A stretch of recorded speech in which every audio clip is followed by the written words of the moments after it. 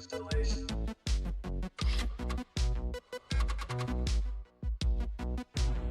Let's play.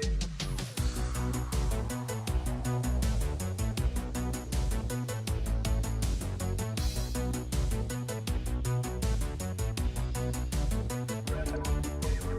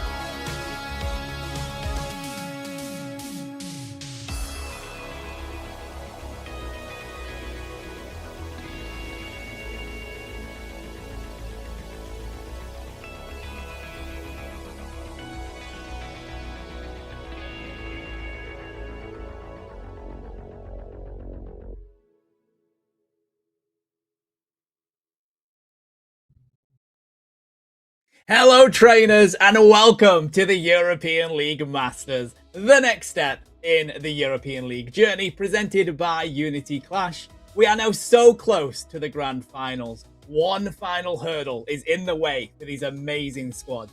From close battles to dominating upsets, this is the best of EU Grassroots Unite. From the battle of the underdogs to the battle of the ages. Will Gear finally get their revenge, or will Core repeat history once more? Will Supernova's newest roster prove too much for the ultimate underdogs in Phantom Forces? I'm your host, Spartan Tano, and I'm joined by the ultimate trio, Magical and Night Terror. Nightanical returns. How are we doing, guys? Magical, how are you feeling? Doing good this morning. I'm ready for some more Unite. It's been a while since I've casted a lot of Unite, but I'm always ready for this. I'm back in it, ready for some Cramorant action. I've been hearing that there has been a little bit more Cramorant as of late, which makes me excited. There has been a lot of Cramorant. Night Terror. There's been a lot of Lucario as well. How are you doing today, buddy? Yeah, lots of picks and bans coming through. We've seen the picks onto Mega Lucario. We've seen the bans onto Mega Lucario. But I haven't seen a lot of picks coming up from the three of us here. So this is a grand reunion for all three of us. I'm excited for tonight because it's going to be a banger.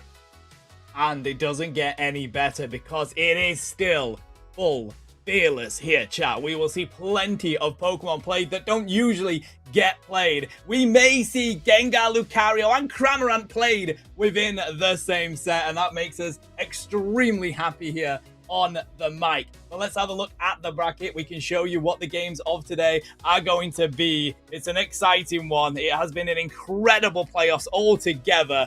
This is where it ended up from yesterday. Okay, so Rework Esport Gear, they beat Supernova 3-1, tried their best, but Gear refused to budge, and Core just proved to be too much for Phantom Forces. So today, Magical, we have Esport Gear and Esport Core going up against each other in the winners final. How hype is that going to be? I mean, when you have two sister teams essentially facing off against one another, it's always hype because there is a little bit of that rivalry built in. You're like, I gotta beat this other team, show that I'm the superior of the two.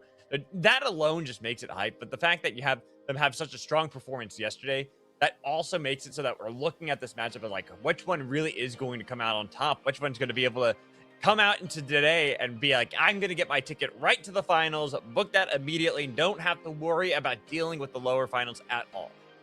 And Night Terror, we have Supernova versus Phantom Forces. We've both casted these teams and they have had a absolute rise in their stonks in the second half of this season. This is going to be an electric semifinals, right? Right, I'm glad you mentioned that because you know what? Rework on the top here, fun teams to watch. But at the bottom, we can't neglect the two that are going to be doing it, hopefully trying their luck again. One of the Rework Esports teams here. So this is going to be interesting to say the least. I think you and I will have some knowledge into that. Magical will be a little bit left out here, but you're along for the ride this time. We're going to be seeing some interesting matches played off. More Pokemon than ever lined up. And of course, with 3 casters this time to boot. Now that is a combination. Going big as always here at Unity Clash, leading the way. As you talk about those Pokemon, let's have a look at our stats by the amazing Dio Eva. Thank you so much for putting these together. We need to know what Pokemon have been played, what Pokemon continue to be banned. This is full fearless, guys, so it will make an impact. Absolutely no surprises with these most played Pokemon, especially Blastoise, despite nerfs here, Magical, continues to be a must-pick Pokemon. I feel like that this always happens with defenders so many times where you just see that it's the rise and fall of certain one of them, so where you're like, okay, this one's the most powerful now. It's like, and then no matter how many nerfs, it's just the CC alone is just such a valuable tool. You can take away pretty much all of the CC built into these kits, and they're still going to find ways to be useful. That's just, right now, that's Blastoise. AoE, lockdown potential with your Unite move. Just, it's always such a crucial thing that you can have that I feel like it's going to make it so that Blastoise constantly comes back. We see Crustle kind of hanging out there too, Vaporeon. I'm still looking at Mamoswine kind of making a comeback here with Fearless Draft. So when you start losing that Blastoise, Mamoswine's going to start working their way back into the meta too.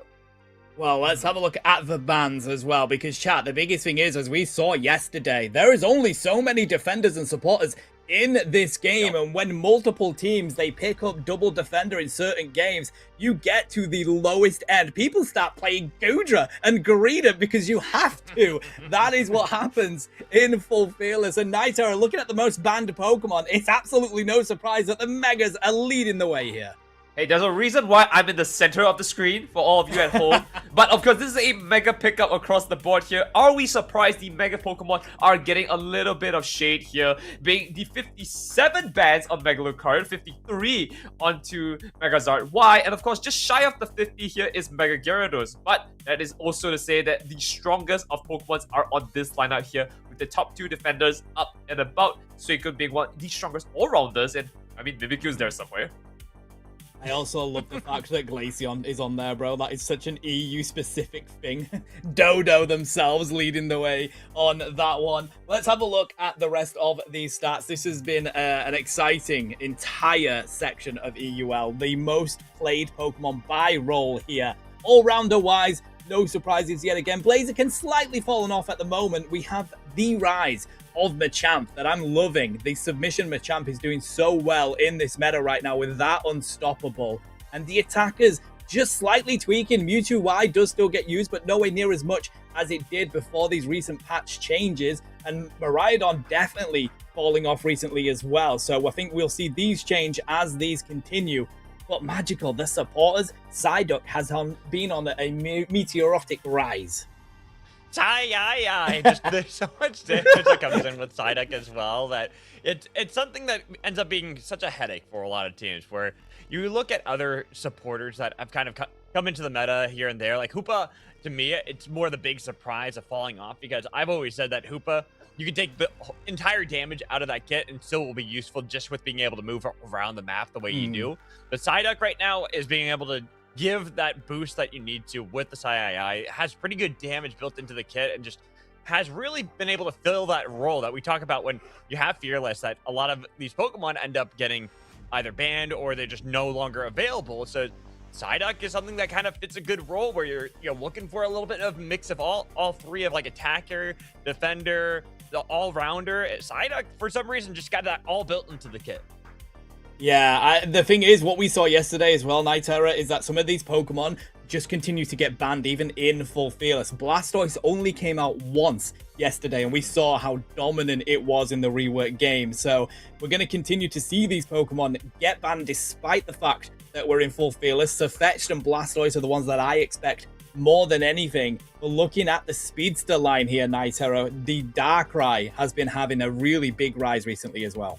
You really want to talk about Darkrai when, like, your favorite mon is just below it, you know? It's only been played 5 times, my guy! That's 5 more than it needs to be played, but it's on the board for a reason here. Let's look at the match stats for Mega Lucario and Cramorant, who's not even existed on the board here.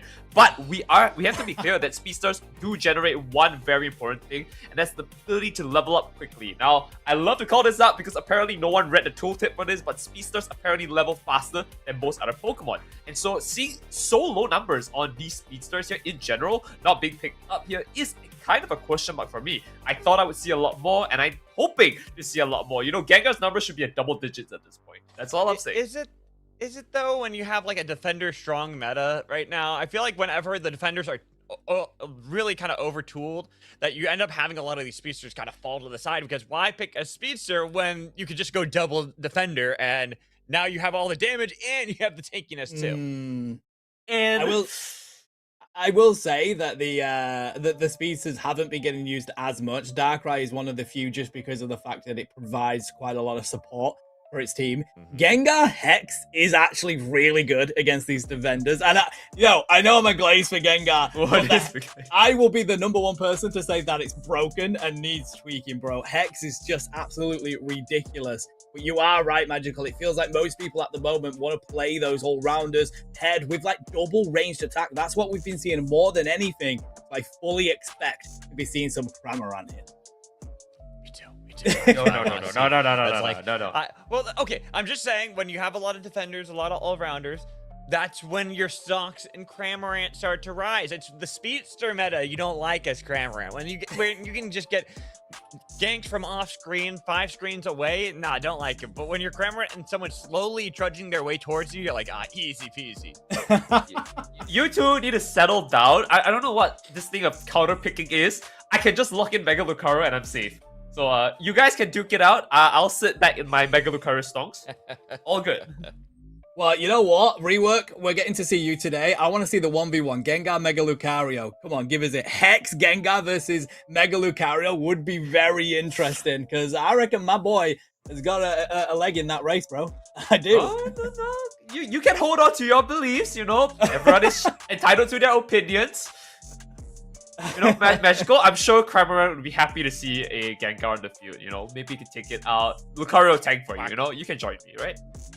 I'm just Cramorant. I'm just gonna sit over on the side in my Unite, spit and fish at people. I wouldn't mind, but like the tweaks they've made to Cramorant right now are so good, bro. I mean, when they recently buffed it, I mean, already, can you believe they buffed it? I still can't believe they buffed Cramorant. Yeah, it's been ages. Good. It's been so long. Good. I honestly feel like it's not going to be long before they decide to nerf it again, because for some reason, no. Cramorant gets treated that way, my guy. The Hurricane was absolutely massive when they first buffed it. It went instantly from like C tier to S tier purely because of that change. It's beautiful. Yeah, I mean, the CC control that you get with Hurricane, I'm always going to be an air/dive defender because I like the mobility that you get from it, but Hurricane's lockdown that you have with it is huge. We were just talking about like defenders being really strong right now for the fact of having a lot of CC. CC's kind of like become the big thing right now. If you lack even pretty much on any mon, if you lack that CC, your team comp's already starting to struggle. That's why I feel like Gengar, Darkrai, you guys were talking about it, has started to rise because you have that additional supportive style that you can add in. Cramorant, it's the same kind of thing. You get Hurricane, extra CC. Any mons that have that are going to rise in stocks immediately. Yeah, no, they really are, especially with the way this meta is. I mean, Lucario, you know, you do have that Unstoppable, but they've started to take Unstoppable away from certain Pokemon. Blaziken no longer has Unstoppable. Thank God for that. I've had enough of that Pokemon. The less I see of it, the better.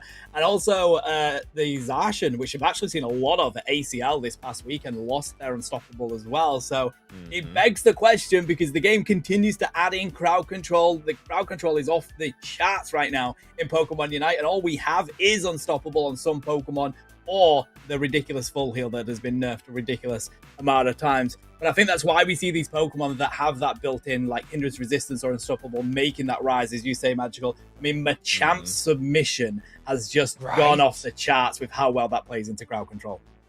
Like, the fact that Machamp stocks have gone up the way they have has been incredible. Just submission, being able to single target, lock down someone, especially one of the attackers. It's kind of wild to see. I remember talking back before, we were always wondering what you can do to make Machamp actually like viable before, because it was just never seen. It was kind of like meme pick, but now it's like a legit pick because so many of those Unstoppables have been taken off. I don't know who you're talking about there, this Mega Lucario thing. Let's just put that on the bench, and then we don't have to worry about it. No, it's the less we say about that, the better. What we do have, though, is an interview here with the legends from Phantom Forces. We have Nep, the average carry, here with Starzerg as well. Can you hear us on the mic, guys? Hello. Hello. Yo.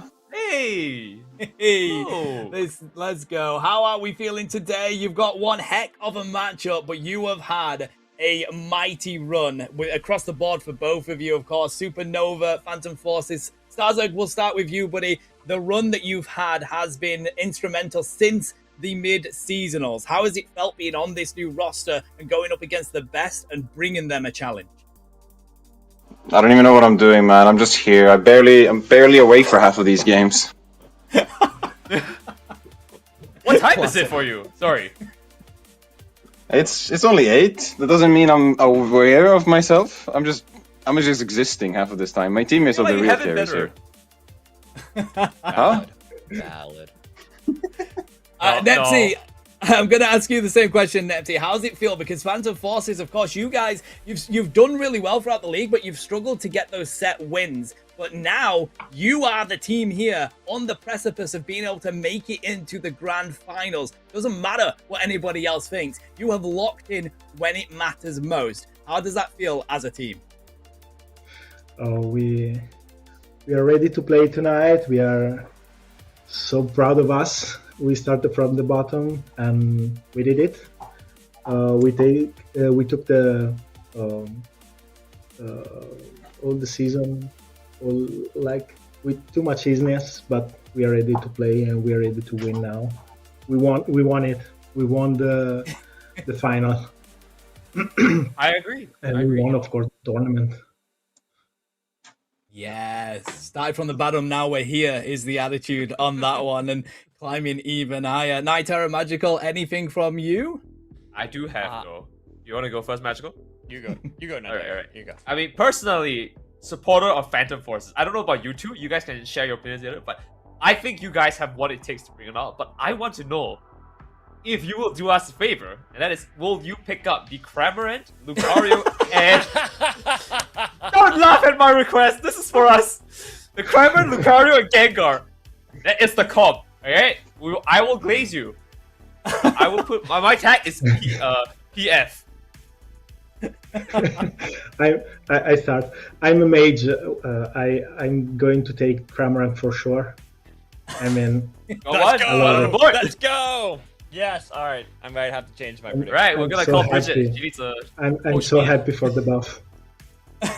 Yes, me too. Okay, so what about Gengar? Oh, Gengar is a pain.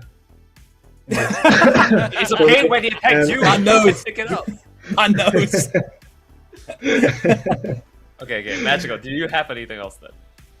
I was going to say, we have Fearless Draft here, and that means that there's so many of these picks that normally we wouldn't seen on the Sky Ruins that possibly could be played. Do you have any secret strats that you're willing to divulge before we get into that, or you want to keep everything close to the vest? I'm picking Moltres. Oh, it is banned. This is bad, yeah. Man's like, give him a win off the bat. I'll pick Motris. Okay. Let's see. Alright. It is beautiful to hear you guys, what you have to say here. I think, let's save the words here. You guys have I want to say a long day, but, one match is 10 minutes. You guys gotta make the best out of it. So, Tano, why don't you wrap us up? Yeah, I mean, listen, guys, you, no matter what, should be proud of how well you've played. And it sounds like you're all having a lot of fun. So from all of us here, a huge GG's to both of your teams anyway. We're incredibly excited to see you both go up against each other and bring us the best of EU Pokemon Unite. So pat yourselves on the back, but lock in, because we want an extremely intense fight between you both. Yeah, for sure. And I have to say, good job to all the casters and all the guys that are working for this. Thank you very much for your work. King production! I love you guys! Gonna make me cry here, guys. Thank you so much for being on the mic. Have fun. We will see you very shortly in Good game. luck. Oh, Good luck, guys! that just gets me more and more hyped for this one, guys. This is going to be very intense between these two teams. I mean, Magical, the way that these teams have just flipped it around. I mean, we were saying Phantom Forces, they have lost every single set within this league, but they have locked in when it matters most, whether it's the mid-seasonal, whether it is the group stages. They nearly topped the group stages, mate. Hey, that's all that matters, is when the pressure is on. How do you perform then? This is going for both of these teams here, because Supernova, they got to make sure that they're not falling victim to this resurging Phantom Force in this one, and really show that they are one of these top teams, that they're a team that deserves to be among the conversations when it's like with that of Rework Esport, who have both their teams still vying up in the winners bracket. Here, it is winner takes all. Your tournament hopes will end after this best of 5 if you do not pick it up right now.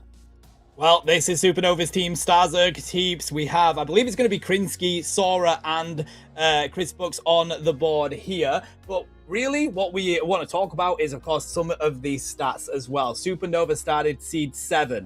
They lost all sets except 2 versus Rework Esport Core and Phantom Forces. Round 4, Supernova was very strong. They defeated Rework Core in the mid-seasonal as well, and then defeated Team Int 2-1 and Italian Diff 2-0, but fell to Core in the group stage. They are one heck of a team, but they've already gone up against Phantom Forces and lost to them 2-1 during the seeding stage. So that has a lot to say about this.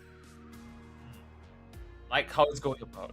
I mean, personally, I think Supernova has an amazing run here, and we cannot discount that. Coming in from the 7th seed means you gotta fight quite a few strong teams to make your way back to where you are here, and it definitely shows in the record after they stabilized it. But Phantom Forces is no slouch as well, isn't that right, Magical? Yeah, exactly. That's what we're kind of just hyping up, is that this is a team that when there's pressure, they start to stand up, they start to look strong, and you got to really give them a lot of respect when it comes to now the ultimate pressure, where this is the best of 5 that really is going to matter the most, because you got to win this one. You lose this one, you're out of the tournament. No chance at even facing off in the losers finals to try to get into the grand finals up against one of the rework squads. But here, you got Lucifer, Meggy, Neppy, Kaya, 22, and Cobra representing Phantom Forces to try to stand up and show that, you know, the regular season results are not the actual real thing. It's all about how you perform in the tournaments and in these brackets. Absolutely. As a reminder, as we run through them, Phantom Forces finished 6th in the seeding, only won 1 match. Guess who that was against? Yes, it was Supernova. In regular season, except versus Team Int and Los Duros, all of their matches were 0-2 losses. Against Team Int and Los Duros, they were 1-2 losses instead. In the mid-seasonal, they took a game against Int and Los Duros in the lower bracket with a brilliant run. And this next bit chat, I will remind you, is in capitals from production. Phantom Forces defeated Rework Gear and Los Duros in the group stage 2-1, but got defeated by MTZ 1-2. That's why they weren't able to make it here as that undefeated run in groups. But who could have guessed that this team would be here? They have been incredible when it matters the most. And I cannot wait to see them go up against Supernova here, Magical. Me too. It's always that thing. I'm always a big underdog fan. I mean, both of these teams can be considered underdogs. You know, the 5th seed and the 8th seed, if you really look at it from the regular season, not considering when we actually look at the group stages and how they're able to perform there. But it's really big on how you're going to perform in these games. And can Phantom Force continue that momentum going into this one? I feel like Supernova, they've got to have looked at that last loss that they had against Phantom Force and be like, all right, we know how to win now. We know what to do. We're coming into this meta and coming into Fearless ready to battle. Oh, I know. This is it, though. Full Fearless as we have a look down here at the predictions. I mean, Nightera, you are the one sticking with Phantom Forces there. I find it incredibly difficult. I think it is going to be a very close match. I mean, Magical and Shabab are like, no, Supernova have got this in the bag. But Nightera, walk us through your prediction there, my guy. I don't know, we had this whole interview with like Phantom Forces. We're like, oh, you make my heart cry. And what do I see here? Non-believers, all of you. How could you? I will say this. No matter who I picked, it was a coin flip. I think it's going to be a 3-0. All right, what's your rescue either of these teams. I think that Supernova or Phantom Force are going to win 3-0 because I feel like once they get that momentum, they're going to carry that to victory. Okay. I can see that. I can see it. For me, I think it's going to be incredibly close. I think that we're going to see heaps lock in this set, and I think that's going to be the difference between winning or losing between them two. But it's going to be incredibly close, guys. I really hope it is. Of course, it's full Fearless, so we could see some strange strategies played here. Yesterday, we saw teams picking up the best picks you possibly could in the first game to get that first win locked in, and then we saw other teams trying to stretch out those really important picks until later on. So that's kind of the strategy, Magical. Do you go big or do you try and balance it out? Then it's always the hard thing with Fearless, right? It's how strong do you want to start it off? Do you want to go for the overall strongest comp that you can get your hands on right away, or do you want to hold on to those picks, make it so that you can have them later on in the draft?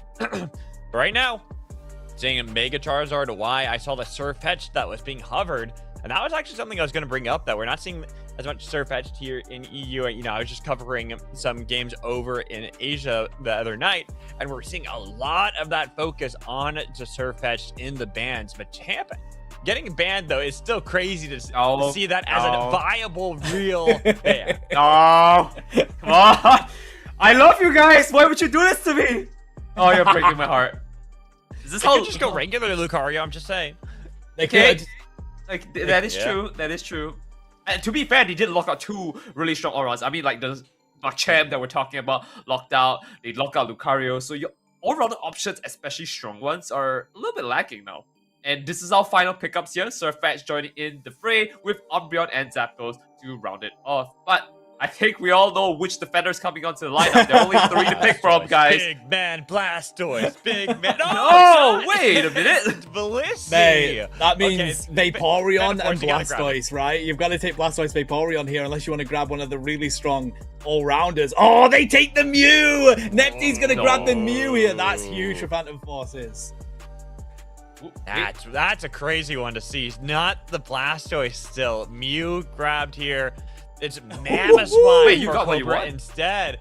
And so this is really interesting to see, and it could go into the whole thing we were talking about, leaving some of these really powerful mons for later, just in case you need them.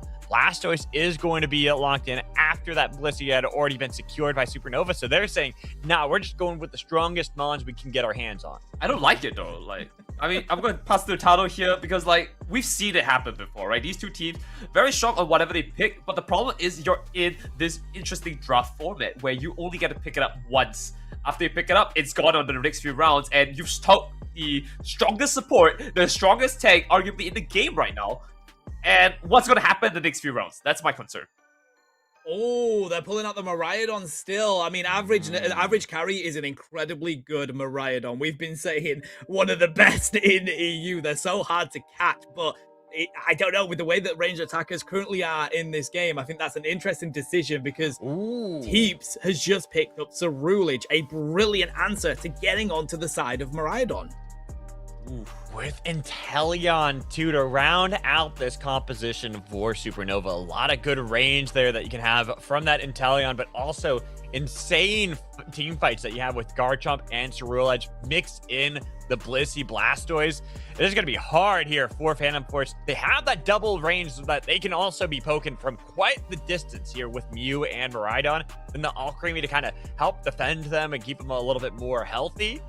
But you got to be careful, because if these fights start off and you're not in perfect position as Phantom Force, that Ceruledge Garchomp combo is going to absolutely destroy your backline. All right. Okay, how about this? One change that you would make from either one team, and which team do you think is good? On who? Yeah, what are you swapping out for Cramorant? Cramorant. Just Cramorant. All right, Tano, to you.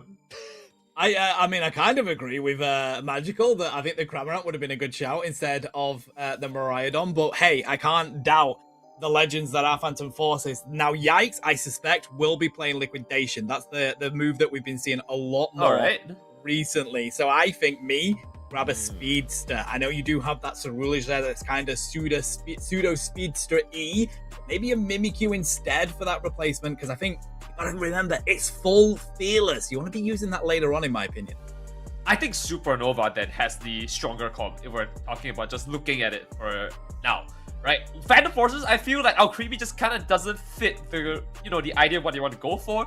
The Fable might have been a lot better in terms of another frontline tank to allow their backline to, hold on. But otherwise, I think overall, it's gonna really come down to whether Alcremie can stick on the field, and that's how we're gonna see how the games go. Remember, best of 5 here, Tano, Magical, Spinner Honor. Let's get this one a show on the road. Let's go for it, buddy. Here we go. Supernova on your purple side. Phantom Forces here on your orange side. It is going to be the Ceruledge going into the central area versus the Blaziken. That's 2 very strong power spikes into the lanes. And so right now, it's just in kind of standard lanes at the moment. No invades either. I thought maybe we could see something. Sometimes we've been seeing that a little bit, but yeah, good fight in the top side. Look at that damage that came out from both Starzerg and Sora that took control immediately, but it's kind of countered by what's happening in the bot path. Ooh, I really like what's happening over here. The aggression coming in from Phantom Forces. Now, that's what I like to see. But you might be a little bit too deep here. This Swino's stuck in a weird corner here. And for the most part, Average is at least able to grab some EXP for himself. Oh, Yikes has to use that eject button to get themselves out of dodge. Average will get back to that pad. The rotation coming in from this Blaziken. Not quick enough, though, because Bitterblade's ready to go from Tease. Manages to pull them, though, with a good hook. But there goes the Bitterblade once more. Average is sent back to Nurse Joy, and Kaya has to run for heals.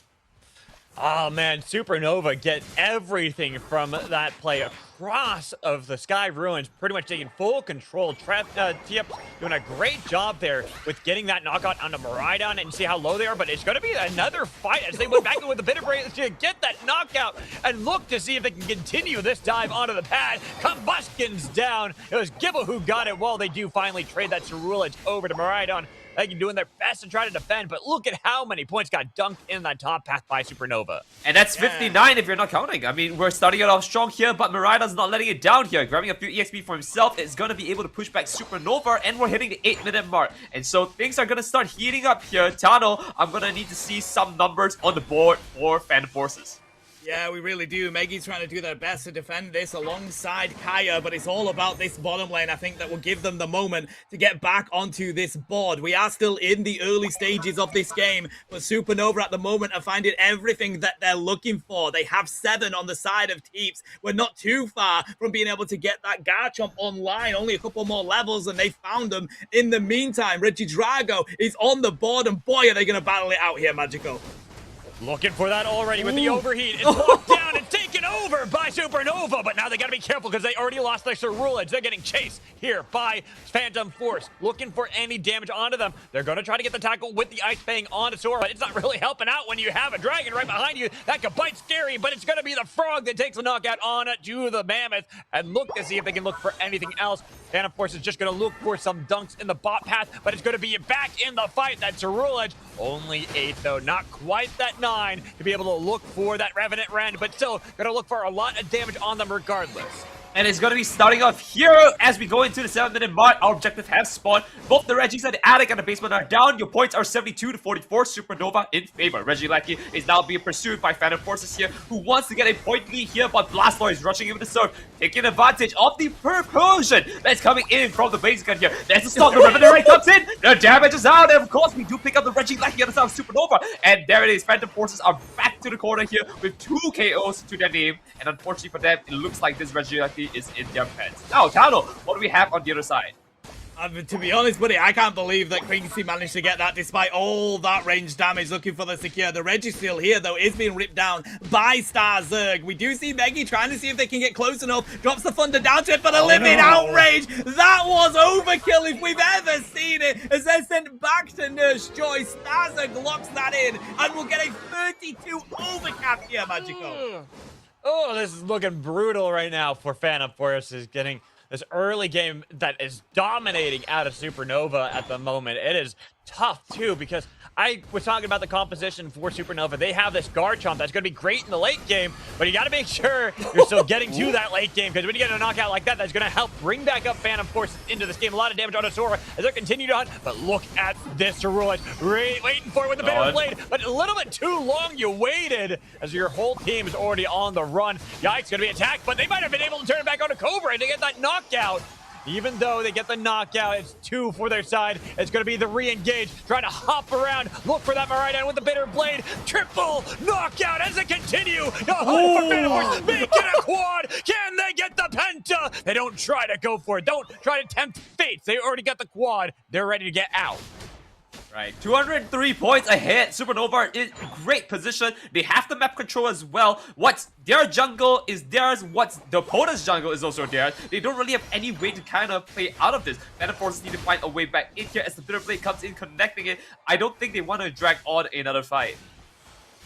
I don't think they want to, but Supernova are in such a good position here that they're going to try and zone them out so far up and allow this rip to come through from Star Zerg. Look at the surfs in, bro. Teeps is playing out of their mind right now, especially paired with the side of Krinsky. You've got to use that Unite move to buy yourself a little bit of space on the side of Phantom Forces, but it doesn't do enough for them. Look at the way that they're too scared to go close to them while that rip continues on the Regieleki. Picked up the Regilucky, going to be able to escort that in the bot path and have so much power right now. Look at the level discrepancy. There's still 3 level 9s on the side of Phantom Forces. They need to get these knockouts now, but with the Livid Outrage already popped, they're trying to see if they can dive into the Flux Zone to get any knockouts, but instead they're going to have to turn their attention back onto Cobra, who's right in the middle of everybody. It's going to be the dash back from the Dragon, but now they've got Alcremie here, trying to keep them all alive with the shields and re-engage with the Surf to push them back onto the pad, but it's a dunk that takes away the bot pad completely for Supernova, while Phantom Forces try their best to see if they can re-engage. They're on top, and they got the knockout, and Telion's down. Revenant Room, though, gets rid of Rhydon, and now it's starting to destroy the Phantom Forces. Cerule Edge showing them who the true Phantom Force is in this fight, getting so much knockout, so much pressure. Double knockout for the Cerule Edge. Surf back to push them out, as they even get a lockdown on the Regidrago the entire time that fight's happening. It's 3 minutes on the clock here. They've got a little bit of time to still set up. And of course, as you see, a lot of Pokemon Unite's moves are kind of locked in place now. They need to build up the Unite gauge here to get something going for this final fight. That is going to be their out. They have the Regirock back in hand with Supernova. This is going to be a little bit tougher for them to take down. But as I see it, the numbers are not in their favor. There is a giant sword man walking down with a level 14 to his name. And it's not going to be easy to take him out when your highest Pokemon is level 12 and he needs to walk into it. The sharp edges are not going to be easy. I mean, Tano, it's gotta give me an answer out of this. They have a minute to try and make a play here. It is going to be tight. Bro, this is just Teep's world. We're just living in it, my guy. This Cerulege has been on point all game, and it's been so difficult for Phantom Forces to deal with it because of the one Pokemon we have consistently said you should take if you can. This big man Blastoise just protecting that front line for Teeps to come in and do whatever they want. Phantom Forces have to find more experience. A way to do that is either scoring or taking farm. I like this approach from them here. Break that pad.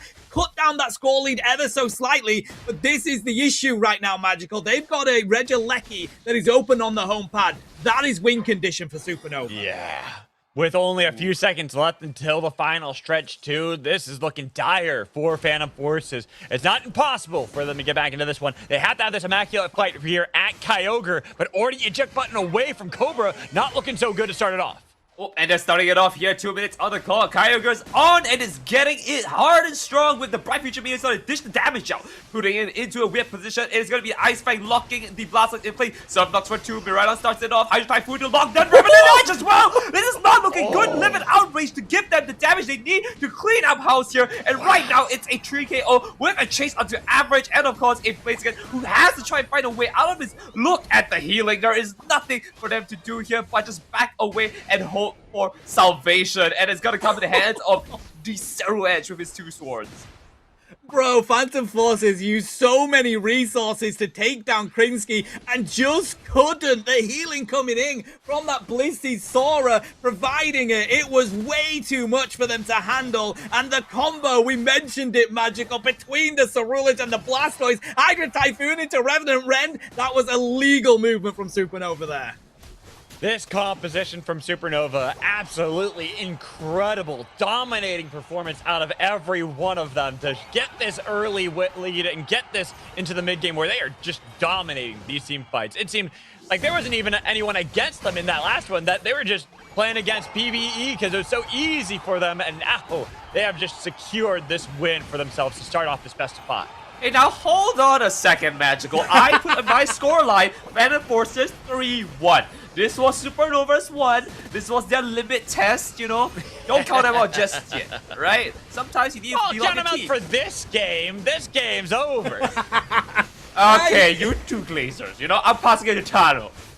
Hey, listen, the biggest thing to remember, this is full fearless. This comp will not be used again in this set. All of these Pokemon you see on screen cannot be used again for the entirety of this set, and boy, are they massive Pokemon. I like the adjustment from Phantom Forces. They haven't used the biggest Pokemon in those roles on purpose. This is the adjustment that we mentioned. Supernova, they go heavy, they go big in game 1, lock in game 1 with the biggest picks in their roles.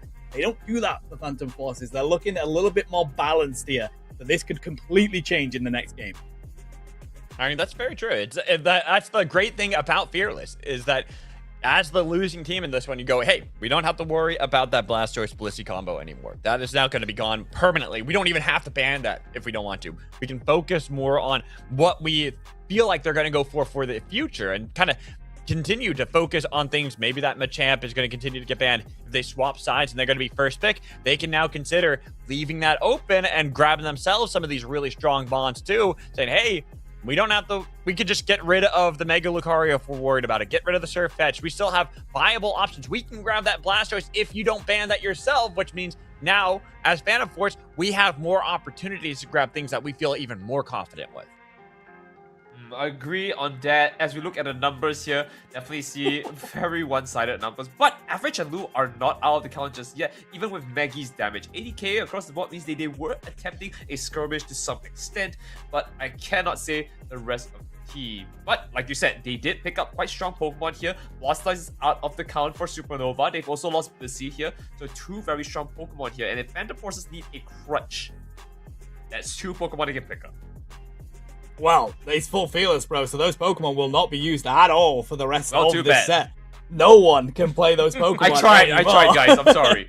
Man's I was trying. hoping they forget. All of those objectives are locked in by Supernova. I feel like I may sound like a broken record here, but heaps on that So Foolish, bro. We just witnessed the damage they dealt. 129k. You can see how it worked with Pringsky on the side of that Blastoise. 106k damage dealt. 106k damage taken, bro. Magical. This Pokemon's been nerfed. Can you believe that? No, genuinely no.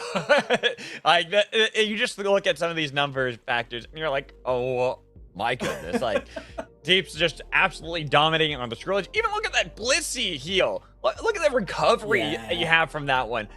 That's 58% of the damage that the team took. That the healing done was by Sora right there. And you look at the rest of the damage, and that's pretty much full Mons that they took the damage the entire game. Yeah, I mean, there's really not much else you can add on to that here. It's just a complete destruction across the board here. And what else is there to really note other than the fact that we need to see what they can do after this, right? 10 Pokemon are out of the court here. It's going to be another new fresh 10 in. And it's going to come down to whether they want to pick up strong Pokemon here or they want to play a little bit more balanced. Though I have to give the Phantom Forces, they are very disciplined in picking Pokemon that generally rounds off the team while Supernova picks up the strong one. I felt like that was a big mistake.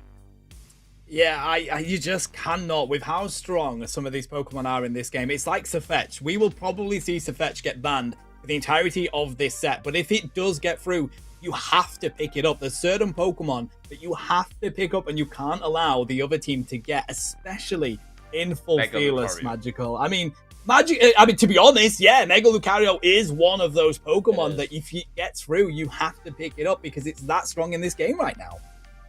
I'm kind of just looking at like different options that are still available, and I'm wondering what we end up seeing here. Big ones are going to be defenders, obviously, because as you start having a lot of these more banned away, that you have more viable options. It's like, what do you decide to go for? We talked about before, you know, Ghatlue being at the very end of things, but I'm looking at more realistic things that we could see in this next game. Things like the Umbreon, things like Snorlax that can get taken up as well. These are good options that you have to consider going early in these drafts. And yes, Mega Lucario is gone. See, the Mega Charizard Y is banned as well.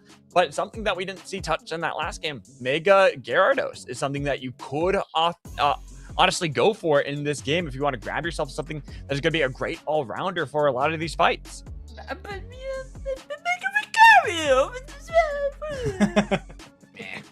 Meh. Yeah, but okay, I'm glad to see that one of my most hated Pokemon is out of the court here. Sorry to you, Lobo, on this one, but Crustle being locked out here, Mimikyu is double the trouble, I guess.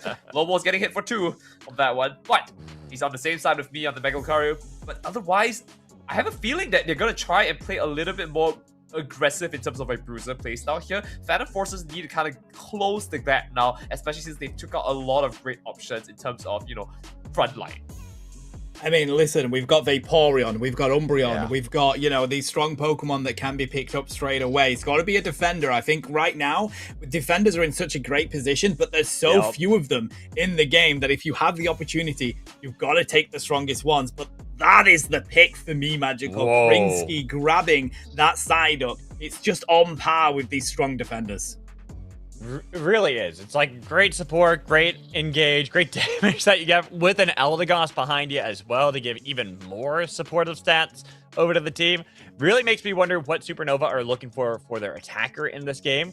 I'm kind of actually looking at that Grammar that got hovered for a second. That'd be great to kind of take into this game, something that's going to give you some of that range damage, but also have plenty of support stats that are going to help buff you up in a lot of these fights while we have double defenders for Phantom Force in Vaporeon and Umbreon.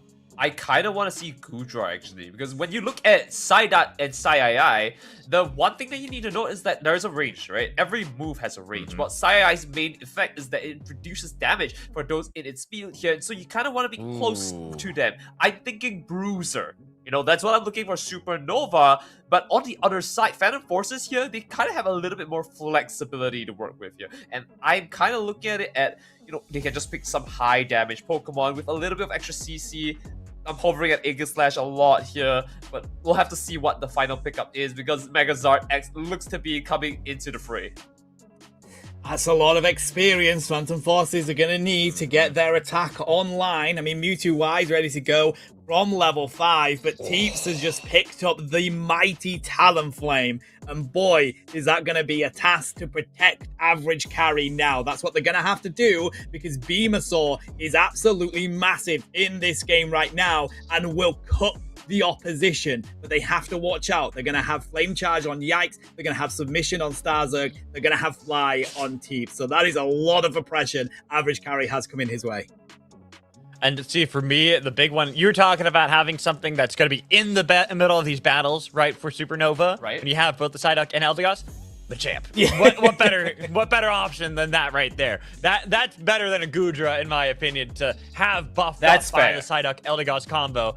And as both Mewtwo Y and Venusaur, you are worried about that. You are looking at Starzerg and saying, how can we make sure he is not even a screen's distance away? He has got to be multiple screens away before we even consider going near Machamp. I don't know. I have to argue because, like, I think the comp is not as strong as you guys might think, because ultimately that means they don't have a proper tank, right? As compared to the other side, they have an Umbreon and a Vaporeon to work with. I'm looking at this comp, right? If Psy is down, then it's like, if I don't get the KOs early, I'm going to lose on the battle of attrition. So it's going to come down to a very a short burst and short skirmish going into it. If they can take the KO, they can. If not, it's going to be out of the forces here. And Phantom Forces will just clean it up. So let's take a look at how this one goes. Listen, the simple fact is, if they can protect average carry on this Venusaur, Phantom Forces has what needs to win this game. Supernova are already one up, bro. They just have to protect Nepti for Phantom Forces to bring us to a tie game in this one. Yeah, but the best way you can protect your carries is by eliminating theirs completely. Both Talonflame and Machamp. What a strong worried support. about those. I know, right? Just looking at those, just being like, all right, how are you going to make sure that those stay away? The Vaporeon, the Umbreon, they're going to do a good job at that, but it is still difficult. If ever there's a chance for that Talonflame to get into this backline, look for either the Venusaur or Mewtwo, then it means that the Machamp's looking for the other one. You have these options that you don't have to worry as much as you normally would. And right now, Steve's already looking for this gank in the top path. That is scary. You know, I wouldn't say heartbreaking, but you know, heart palpitating a lot on that one. As Teeps came in, yeah, it was a great timer for him to actually engage, but I just think they're a little shy of that. But right now on the bottom side here, Teeps looking for a round 2. Cobra trying to find its way around and says, nah, I'm good. Acrobatics is so good in these early stages for secure, but so is a Muddy Water for buying you that space. Teeps is like, I don't even fancy this at the moment. Let's see if we can push onto Cobra. Vaporeon is so strong. We'll get the Citrus Berry. Muddy Water will stop a little bit of scoring, but it will still go in. Phantom Forces now on the aggression themselves, full pushing this top side. We don't usually see this from them. I like the adjustment, Magical. It's gotta have these adjustments when it comes to these drafts and looking at where the weaknesses might be early on, and as only Chop, it's going to be an easier target for Phantom Force until you get towards Machamp. As long as you can punish them early, makes it a little bit easier. Right now we see Machoke going to be the level up, keeps barely getting away with that one as well, because normally you kind of look at how you're going to play early game 2. Ivysaur is going to struggle into these speedsters as well. Fletchinder is constantly going to look for these invades, but I like this from Lou. Even on Charmeleon, just saying, all right, you tried to go for the invade, I can do the same. You're pretty low and you're only 6. You're not quite that powerful yet. You're saying he's now 7. Look at the icon there. Bottom side though, as we take a look, the aggression is going on here. Cobra almost making it out with nothing left. But at least this coming back out without getting KO'd here, but the punish on Lou is going to be devastating. You were talking about he's not at 7 yet. Well, sorry to say, that is a fact right now that the 7 is online. Regidrago is being taken by Phantom Forces here, which is a stark contrast to the first game we saw with Supernova having the advantage here. Let's see if they can actually punish on the Teeps right now. Teeps? Oh, it's whether Teeps can find the KOs onto the side of average carry, as we've mentioned already. The good thing for Supernova is Phantom Forces don't really have anything that can get onto this Delphox. As soon as Flame charges up, they will be able to use that with such a low cooldown. Continuing to push this T1 is Phantom Forces. All we can say from a choke is just get out of the lane, bro. It looks like this pad is going to be going. It's close, but it does seem that average is actually not going to dunk in those points, instead waiting on getting the full force for it. And now the reinforcements have joined for Supernova in this top path to try to see if they can counter average at Regieleki, as they had already gotten the Regirock at the bot side.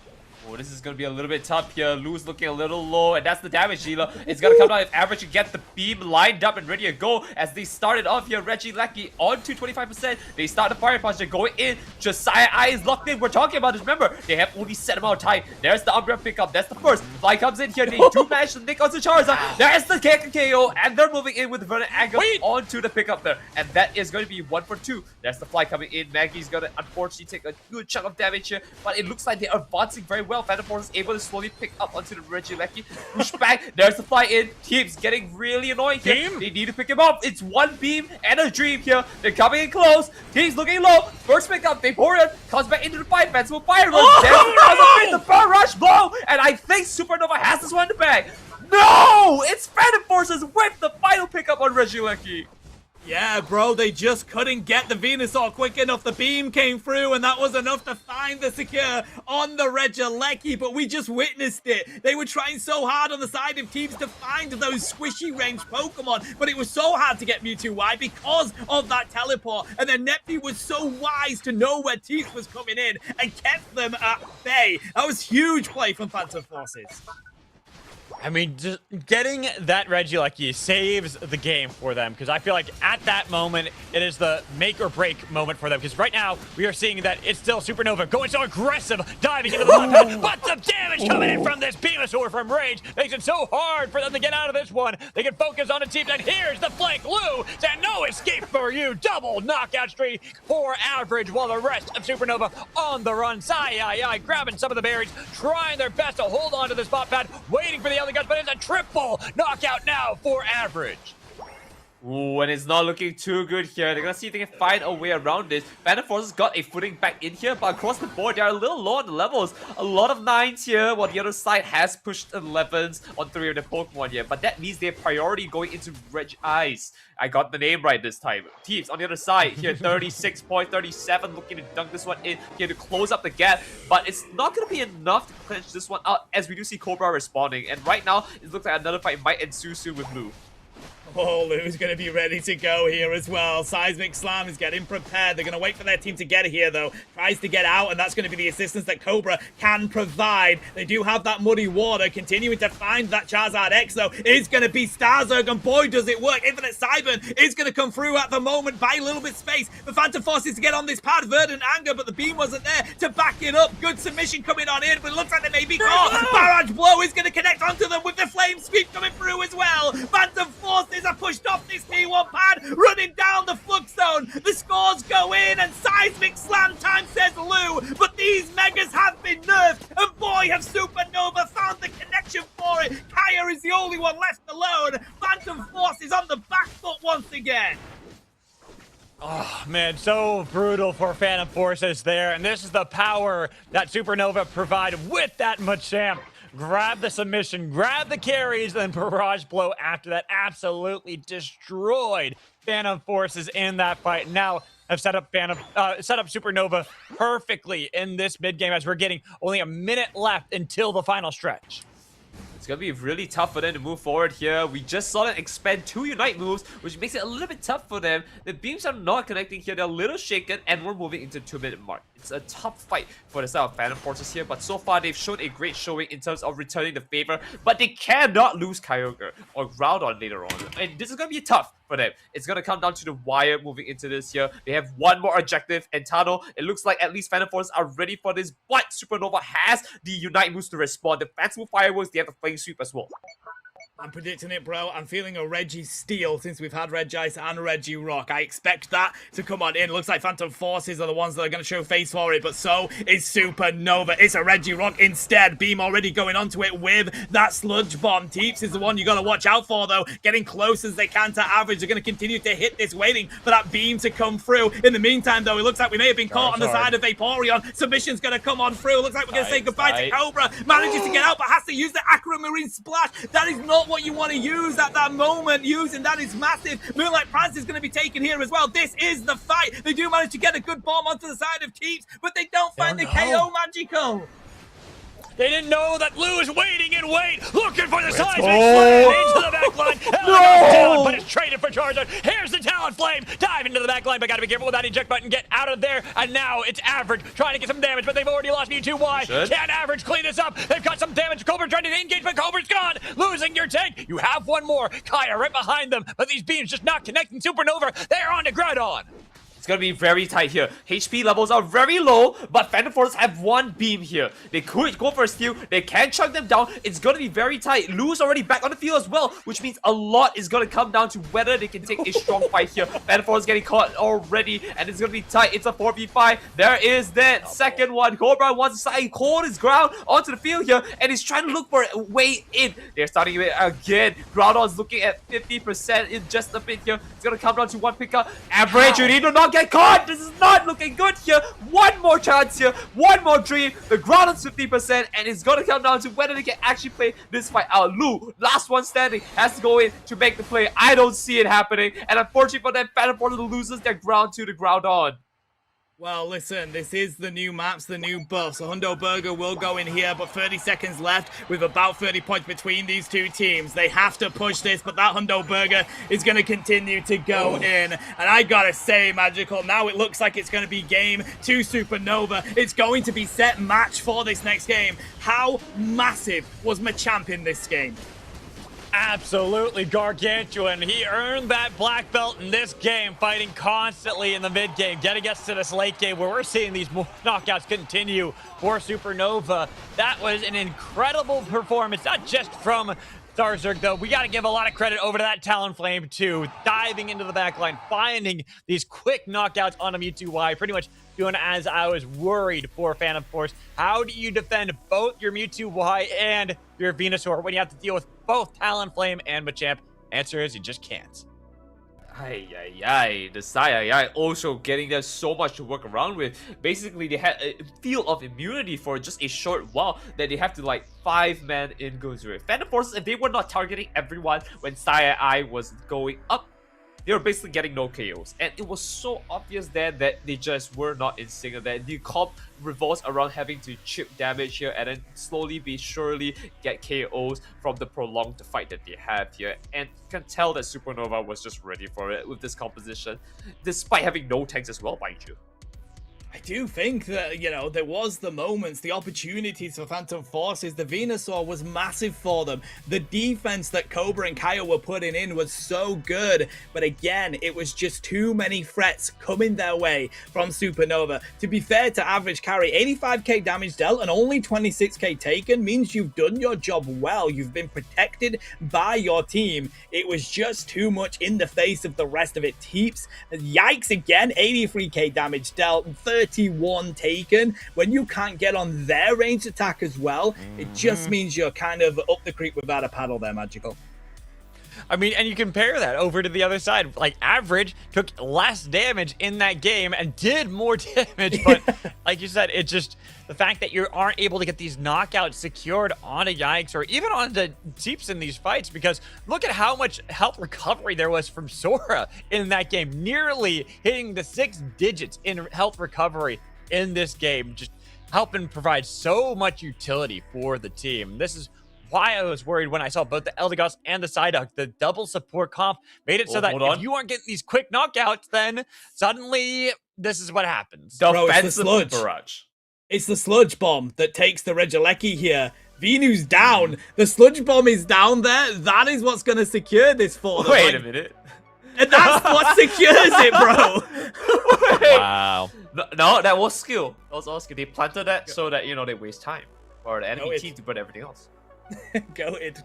Carry is goated. But yeah, this connection, bro. The submission into the barrage blow. You've got Teeps there for the execute with the fly as well. It was so well calculated by Supernova. And look how difficult it is to find this Delphox as well. They have to use the Unite move to take it out, bro. This is why I love Delphox right now. The cooldowns you get later on in the game, it's not off cooldown. Like, bro, you can move insanely well on that Pokemon.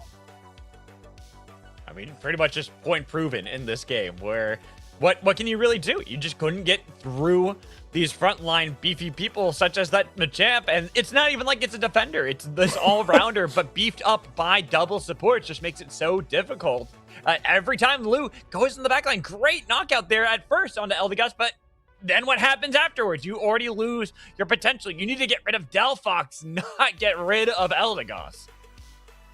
That is very true. Something to consider moving into it. But as you can definitely see that they had so much ways to like put themselves in a position and like just, you know, play the long game in that zone. The fight that you didn't really want to like stay long in because of Sai, right? Suddenly just becomes a feel of like, okay, if you want to prolong this fight, I've got my Fancy Fireworks locked in. I got the Colin Cloud Crash from Eldegoss to heal me up. You know, Barrage Blow to pull you back in the fight, or, you know, just take a KO early. There's just so many ways that they had to, you know, either pull them out of a fight or pull them back in a fight or prolong a fight. Maybe Supernova had something going for them in that composition here that I wasn't looking at, and I apologize. But Phantom Forces can play from behind. They have done it before. They might be 0-7 on the board, but they are here for a reason. They can do it. I'm just gonna say, so one of us is not like the other here, and one of us is no longer in the running for our predictions. I don't know who that might be. You guys think you know? One of us might be out. I don't think it's me. Magical, is it you? I don't think it's you, right? It's not me. It's one of us, but it's not us. No, I'll check into production. Don't worry about it. You know, I get what you guys say. Maybe it's production. You know, could it be me? Man's now production. Oh yeah, sure. Thanks, production. Thanks. You know, we totally needed that. Listen, though, the fact is, Phantom Forces are definitely not out of this. They have a reason that they're here. They have fought so well. They lock in when it matters. But they do now have to do one of the hardest things in esports, and that is a reverse sweep. Supernova, they are on set point here, Magical. Phantom Forces have to win out now. Yeah, and what do you do? How do you approach this draft this time around? Because you are a lot of now, Chandelure. Oh wow, what a band! There's a lot of Chandelure. I saw that too. I'm like, wait. Let me. And I'm seeing someone in chat saying time to Sableye. That would be a funny strat. I'm not gonna lie. It would be a lot of fun to see. But Mega Lucario gonna be banned. Same with that Zapdos. I doubt the bans are really going to change all too much. Suicune, Surfetch gonna be taken away too. Might see something new, but I highly doubt it. You know, it's fine. It's fine. I'll get my Delmice. The world will be in peace. Oh. No, it's fine. Yeah, block the Megas out. You want to get rid of that Phantom Forces. You need to find a way out of this. It's Delmice. Trust me. I've never. I'm down for it. I'm down for. You know what? I don't hate that. I think that is actually a good way. It's a great pick Pokemon. Something I can grab the backline very easily. You know, I don't hate it. Okay, so Dragonite gets banned out here by Teeps. We will see the Surfetch banned, so continuing to see that side of it. Let's see what the first pick is going to be now, because those really, like, go-to first picks, they're getting thinner and thinner as we go. Has to be the Crustle here for Krinsky. That is probably the best defender you could possibly pick with the way this game is right now. Phantom Forces, I think you've got to pick one of the strongest supports. Wigglytuff has been on the rise recently, but so has that bird, the Ho-Ho. No, Espeon is going to be the pick here, Magical, which, you know, again, has been on the rise as well. Oh, no. I don't know about that one. If you're going to go up against something like a Crustle, too, it's so hard because that lockdown potential you have, the zone control you have. I do like the Clefable with Espeon, and that's going to do pretty well in these tight fights that you're going to now have to worry about with Crustle. But it's still not looking the best for Phantom Force, especially now that they got a Cramorant for Yikes. Let's go! He's so happy. He's like, yeah, we finally got our one. All right, Tano, I'll counter it 0 and 0. Magical's at 1. Don't worry about it. I like the competition going in thus far for Phantom Forces. It's a lot lower level if they're going to continue picking some EVs up. But there's not a lot of bulk into it. The EVs are very good at specializing in terms of like 2 stats, either between bulk and defensive or damage and speed. Well, that's so good too. I think this is a good call here with the Serena and the Snorlax. I do too. I don't. Yeah. And of course, there's Cramorant, of course. Well, the thing is, yeah, we're going to talk about the Glaceon because I like my Cramorant, but it struggles into things like Mimikyu or Sarina, something that can kind of lock that down. But going for the Glaceon instead, so double attacker here for Phantom Forces again. Yeah, and the thing is, that struggles against speedsters. Teeps has just picked up one of the strongest early speedsters in the game. Does fall off in the later stages, but this is not a good combo against it. I was with you, to be honest. I think the Serena would have been a brilliant pickup. I saw the Mimikyu being hovered as well, but you do have a brilliant ranged attack player on this Glaceon, and we have been seeing people. The Serena will be played here, so that is a huge shout out over to the side of Lou to do so. But we have seen that, you know, on the side of this Glaceon, they're using those shards, the shotgun move to go on in, and it does a huge burst amount of damage. That's pretty good against the side of Sora, against Yikes. So could be the plan here, but we'll see whether it plays off. Yeah, especially because what worries me in these fights is how do you get past the now double wall that's going to be built up by a Rock Tomb, as well as having the barriers put up by Sora? It's hard enough just to get on to Cramorant in general, now that you go for more of the Hurricane, more of that lockdown control style. But if you go past those barriers, you go past that walls, suddenly Teeps and Stars are going to go, hey, thanks for that. We're going to go take out Average and Meggy. I think that's kind of the problem here, right? And especially when you are down 2 games and you kind of need to turn this to a 3 consecutive wins. It's going to come down to the wire. It's going to come down to a lot of pressure. And I'm kind of hoping Phantom Forces can pull through here, but there's a lot of mental strain as well. They did really well in that last game here, moving into it. Just kind of choked at the end. So I think there is a chance. But last game, it's match point for Supernova here, Tano. It's going to be very hard for them to work this around, but they have Glaceon, and they technically used that in their 3rd game against RWG or Rework Esports here to win and dominate the match from there. So, you know, 3rd game win with Glaceon. Let's see it coming. Well, this is it, bro. Remember that they have taken down a rework gear, and it was on the back of this Glaceon for Phantom Forces in that 3rd game. So I like this. Go back to what you know works for your team. And I like this approach by Phantom Forces. They got to go big here, Magical. If they don't, they're out. And that is not where they want to be. Looking at how everyone's moving around, I see an invade from Sora wanting to play very aggressive on it. Come on. Almost stealing away the blue buff. Quite close on that, but barely missing that clap as we look elsewhere. And yeah, Lou just saying, all right, you're a fish. I'm a I'm a bouncing seed. Neither of us is really going to do much, while Sora is going to be taken out. Does steal away a camp while doing so. At least going to be a little bit nice for them and continue to put Phantom Force behind. Right, and of course, as we do see, the one moment you decide to swap over, Cramorant's being shown on screen here. But ultimately here, it's going to be a great opportunity for them to take a KO if they overcome it to this next set of objectives here. But we're not going to see this fight, unfortunately. We're going to look at, of course, the fish fight of all things. Ooh, the fish fight indeed. 850 is coming on in here. Already Rock's going on down. Look at the dive from Teeps, looking for the KOs rather than the farm. Allow that to go to Yikes, and that is Snorlax back to Nurse Joy. I like the stored power play here. Gives you a little bit of maneuverability, but it's way too many attackers for you to deal with down here. And already down to 25 on this bot pad. That is a brutal start here for Phantom Forces as they do try to go for the steal on to some of these camps. Might be able to get that one, do steal away at least one of them. But even though it was more securing their own, because right now, Supernova has full control of that bot pad, so that's why they're feeling comfortable to leave at the moment, knowing that they can continue to just have Cramorant dominate. I don't know about that. Well, we look at the top side here. It's going to be Supernova with the advantage having Gyarados now online. It's going to be a tough fight on top as well here. Supernova technically having control across the map if that's the case. And I'm not too sure how they're going to turn this around. Bond3 here trying to make some here with leveling up to Steenie. And now that's a big issue for them is whether they can actually take another fight. There's Serena now online. The Queenly Majesty is down. They try to make a play out from the back here. Sora able to push them back and hold the ground. But I think it looks like it's coming down to Average trying to pick this up. And it looks like we've got the KO on Yikes. That means that's a really big yikes for Phantom Forces. Do you like the Cramorant dominant bot side, I'm just saying. Hey, listen, it is working a treat for Supernova here, but we do now have level 7 on the side of this Glaceon. Spears are ready to go in. That's great rip capability, but can they take down Starzig? That's the problem. This Gyarados is mighty, but they have managed to find the KOs. An average carry is picking up as Phantom Forces do on this Glaceon, but they're paired up against the double KO that Leafeon has just found. Getting more of these points stacked up so far for Supernova. Phantom Forces, it's getting a little bit dangerous in these fights because now they're starting to lose some of this advantage to the early game comp. We're starting to see level 9 for Cramorant and Leafeon.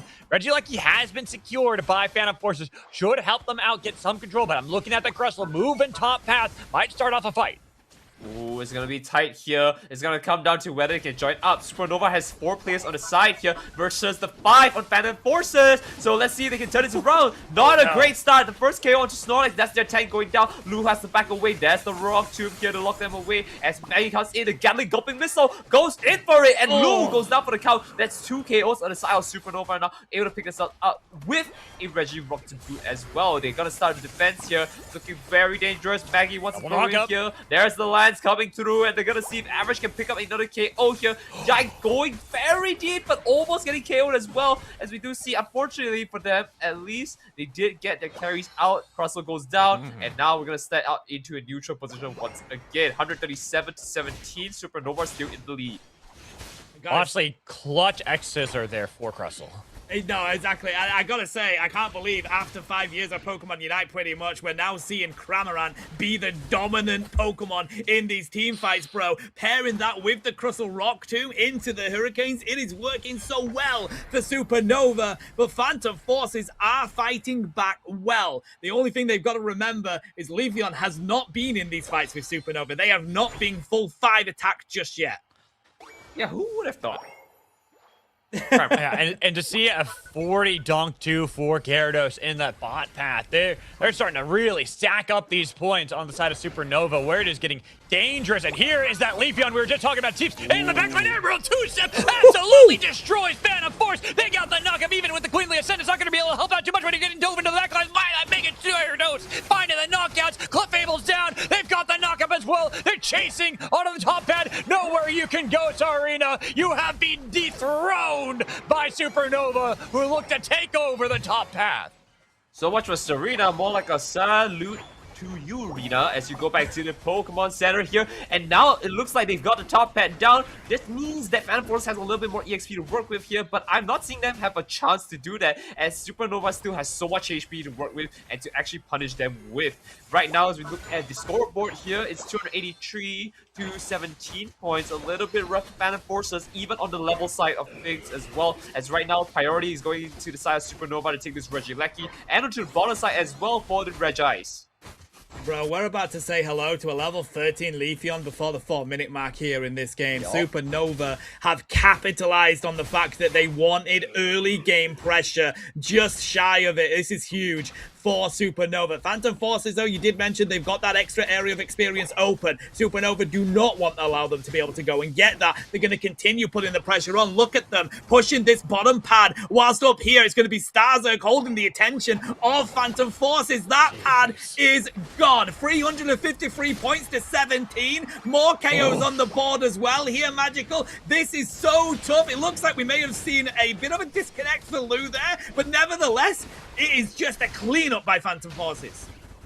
Continuing to hunt down these knockouts, look for more. All of these launch pads trying to get into the fight to defend the top path, do their best, but Starzerg diving into the flux zone, looking for these knockouts. Meki not gonna fall in that one. Gyarados finally has been toppled, but still Supernova in full control of this game and looking at what is next on the horizon. Just a minute left until the final stretch. Ooh, wait, it's gonna be a tough one as we take a look at the recaps over this. 1 minute on the clock here, and again, I think it's very obvious that Supernova has a great advantage, not just from the points and the levels as well. It's gonna see how they're gonna do this here.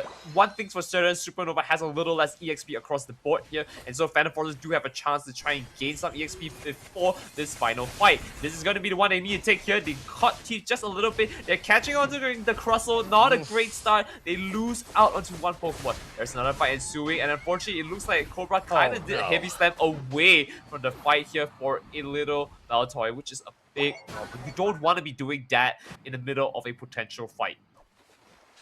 Wow. I mean, right now, it is Everest to climb for Phantom Forces. We are 10 seconds away from Rayquaza because this is the third game. And when there is a Ray, there is a way. This Regieleki will be taken. That is pushing the home pad. Phantom Forces now, you can't really defend that, bro. You have to go for this final fight. It's the only way you have any chance of winning this game.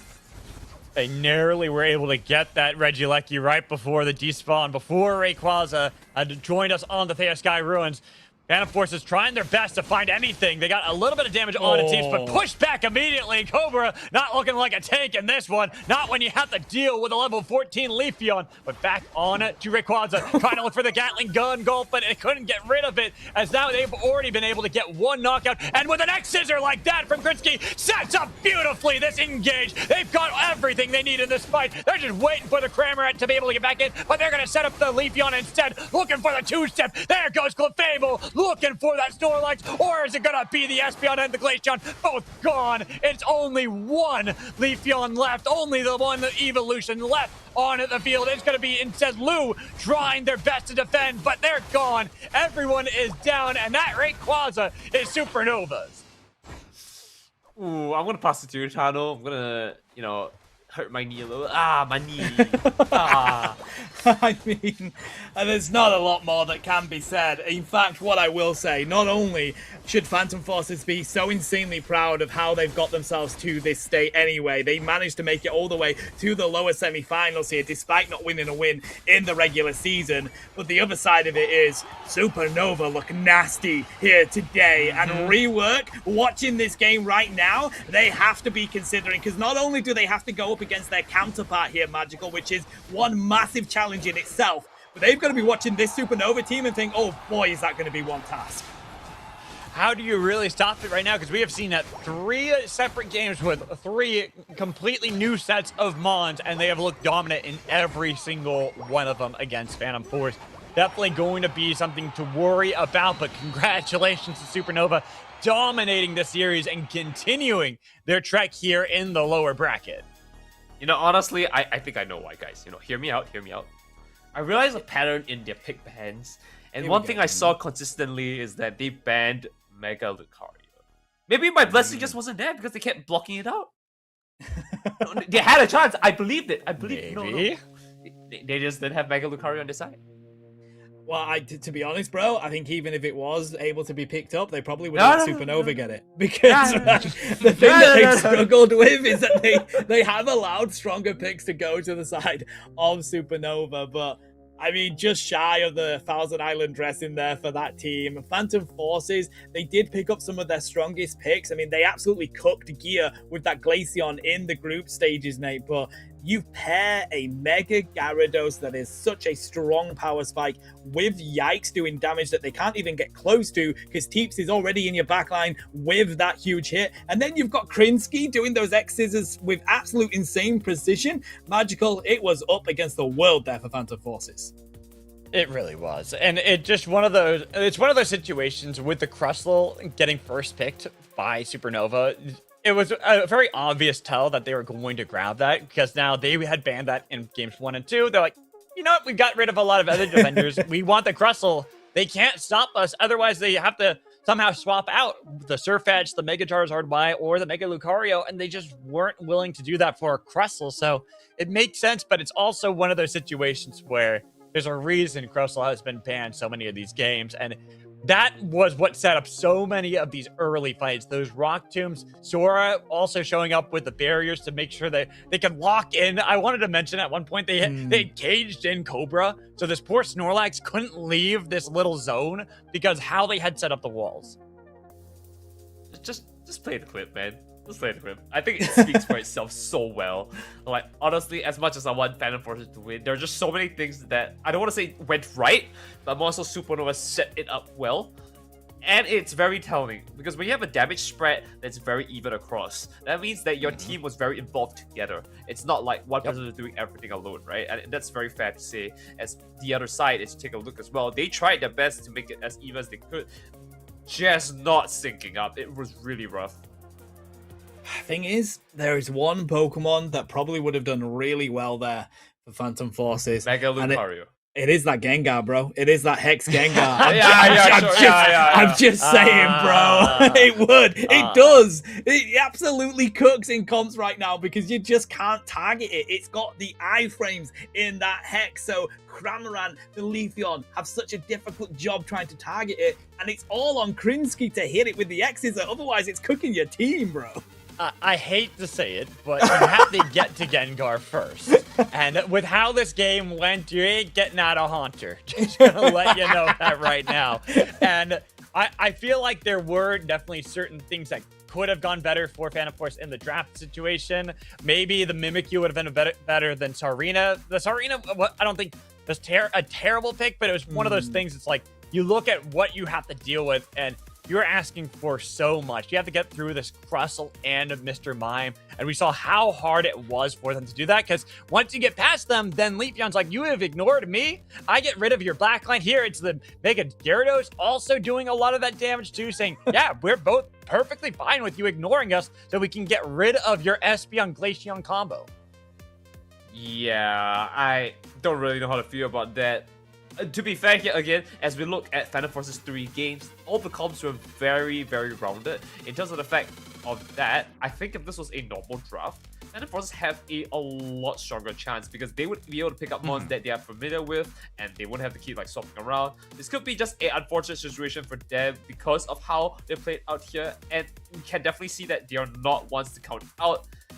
That's how the cookie crumbles. We are going to be playing with the draft set rules here, and it's going to be how it is. Moving to this final fight, you can definitely see how they set it up so well. Again, it's the setup. Burning the Psychic Solaire there just did not feel right, you know?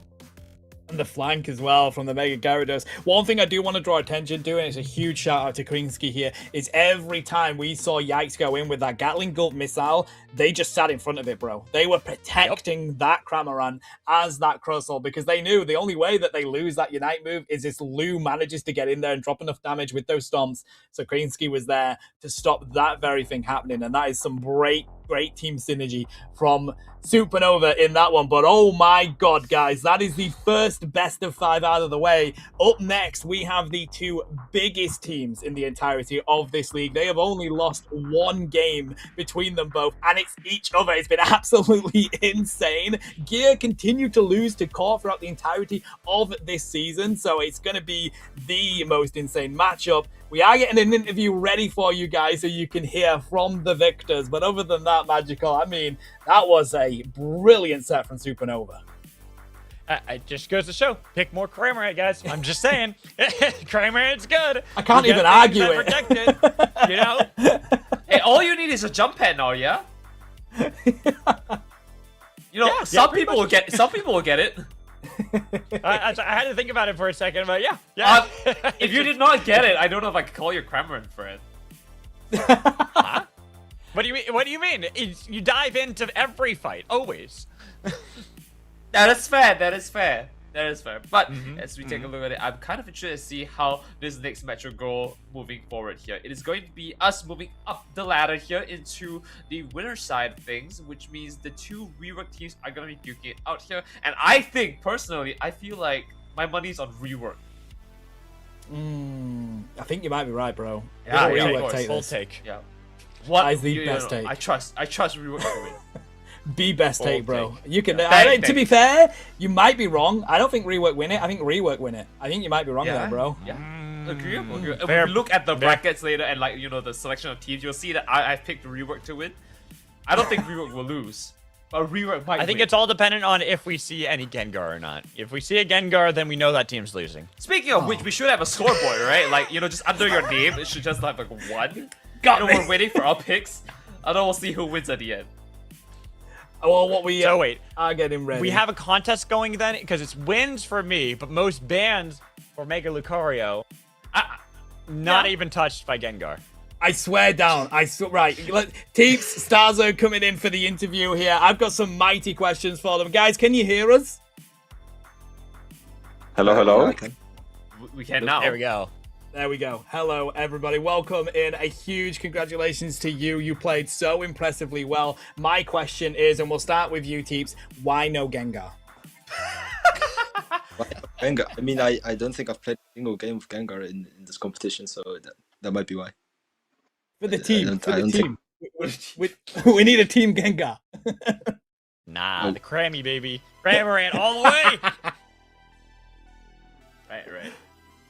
Magic. I just want to point out, by the way, that the only reason we picked the character is because you guys kept talking about it. And then my attacker in the last game goes, guys, I have to do it. I have to do it. I have to do it. No, damn it! Yeah, that's what I like to hear right there. Let's go and picking up the dub. No, this Beautiful. question is now personal, all right? Okay, guys, for both of you, if you could unban one Pokemon so that you could play it, which Pokemon would you unban? Wink, wink, nudge, nudge. Surfetched, because it's broken and it's fun. Dang it! No! Go. Facts. Absolute facts. All right, guys. Sorry, go on. I don't know. I didn't understand the question. I'm just confused. Okay. No, it's Nitara. It's fine. all on having Mega Lucario played. So just on the Cramorant, we got the Mega Lucario, and then over there, Tano is for Gengar. But kind of getting back onto the topic here. That is a 3-0 win for you guys. Absolutely dominating performance. Like, I kind of want to go back to game 1 though, and it felt like just from the very first draft that you guys were ready to dominate in this performance and just take over. What's kind of changed since the last time you guys played yesterday when you unfortunately did get dropped down by rework into the lower bracket? How'd you guys kind of approach today? Well, the first thing is we have a different tank today, and our previous tank is a bit of a fraud, so that might be one of the reasons. I'm so sorry for him. Why would you say that? Did you kick him out? To be fair, though, we have world's participant rival Skrinsky as our tank. Frankly speaking, win today, it would be a dishonor to all the teammates, to everyone that went to Worlds. So we just had fucking shoutouts to Sean. He tried his best.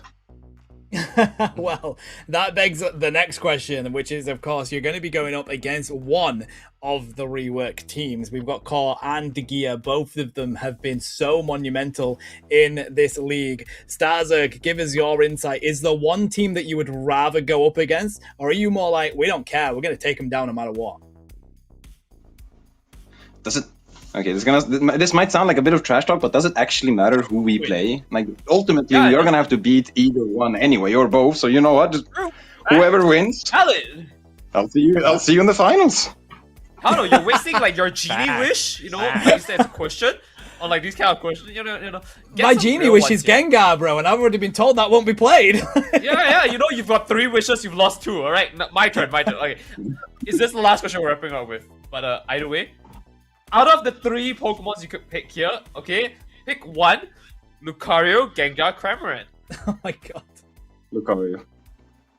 Let's go, my boys! I never doubted you guys from the beginning till now. Don't look at predictions. I was gonna say, look at the predictions. All right. I mean, thank you so much to both of you here. I don't know, Magical, do you have any more things to add on before No. we? I'm being ganked by Dog right now. Dog is wanting pets. Let's go, Lucario. Oh, We love dogs. we do. Dog cam, please. Oh, okay. One dog If cam you- for them. We've got questions for them. We give him a dog cam.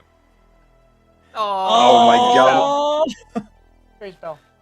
We're That's babysitting her. so cute. My dog. Where's Stealth? All right. Anyways, thank you so much for everything here today. Good luck on your next match moving forward here. You've got some time to take a break before that. We're gonna be seeing one of the rework teams go up or down the bracket later on. Tano, bring me into that one. Yeah, all right. Thank you so much to both teams and Starzerg here on the mic. We're very excited to see you compete in those finals, and let's hope you can go all the way. You've got a lot of believers in the chat, in production. Cannot wait to see how you get on. Huge GGs for making it there already. GG's, thank you for having us. Alrighty guys, so we have the rework matchup coming up next, and boy, you are not going to want to miss this. Both teams have been eager to go at each other. Gear are desperate to finally take down Core, but will it be a grand final of rework? That will be what will be decided when we get to the finals in the 19th. But right now, we're going to head to, I believe, a quick break. Just going to check with production because we have to get ready to go. Do we need So a we are break? going to I'm take sorry. Yes. What? Do we need a break? No? we're going to Yes, take a quick break. I need to use the bathroom. No, come back here. Come back here. Grab yourself a drink, grab yourself a snack. We will be back with you very shortly.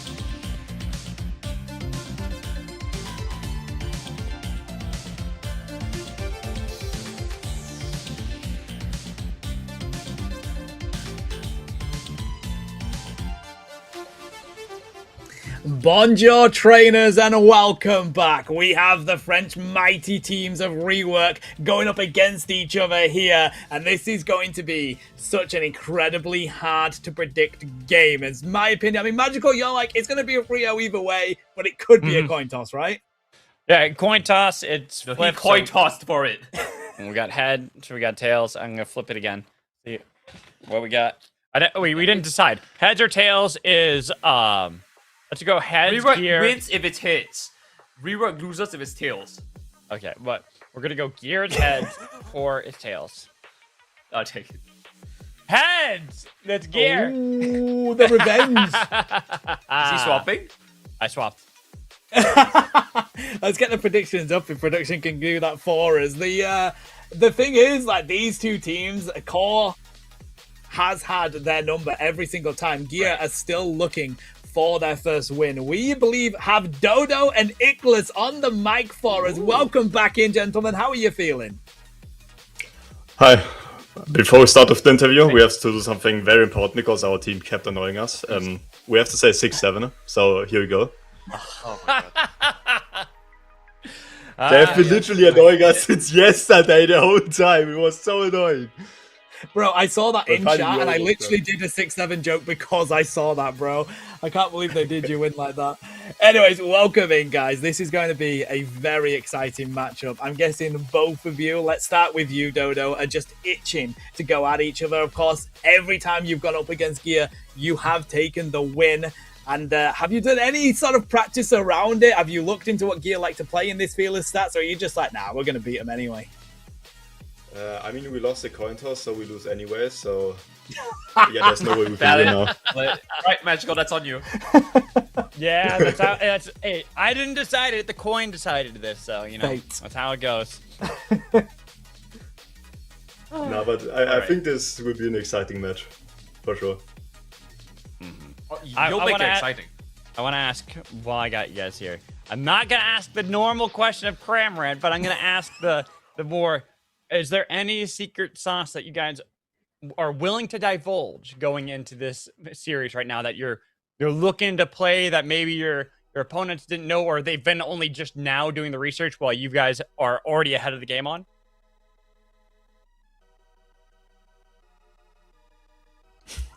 I don't think they want to divulge. I mean, that would be fair. That would be fair. To be fair. No, Nicholas, what about I think you? they're not specifically picks for us. Okay, hold on. You know, maybe the question is a little bit broad. Let me try and shrink it a bit. You have a secret sauce. Here we No, go. no, no. They have a secret sauce. I'm pretty sure, right? Like, you guys have something they just can't exactly share. So maybe let's go a bit deeper. You have a secret sauce. Why is it Mega Lucario? See, this is what I was trying to avoid. See, this is what I was trying to avoid. I mean, as long as it's not Gengar, it's fine for me. So let's go with Mega Why do you do this to me, bro? I have fans. I'm telling you.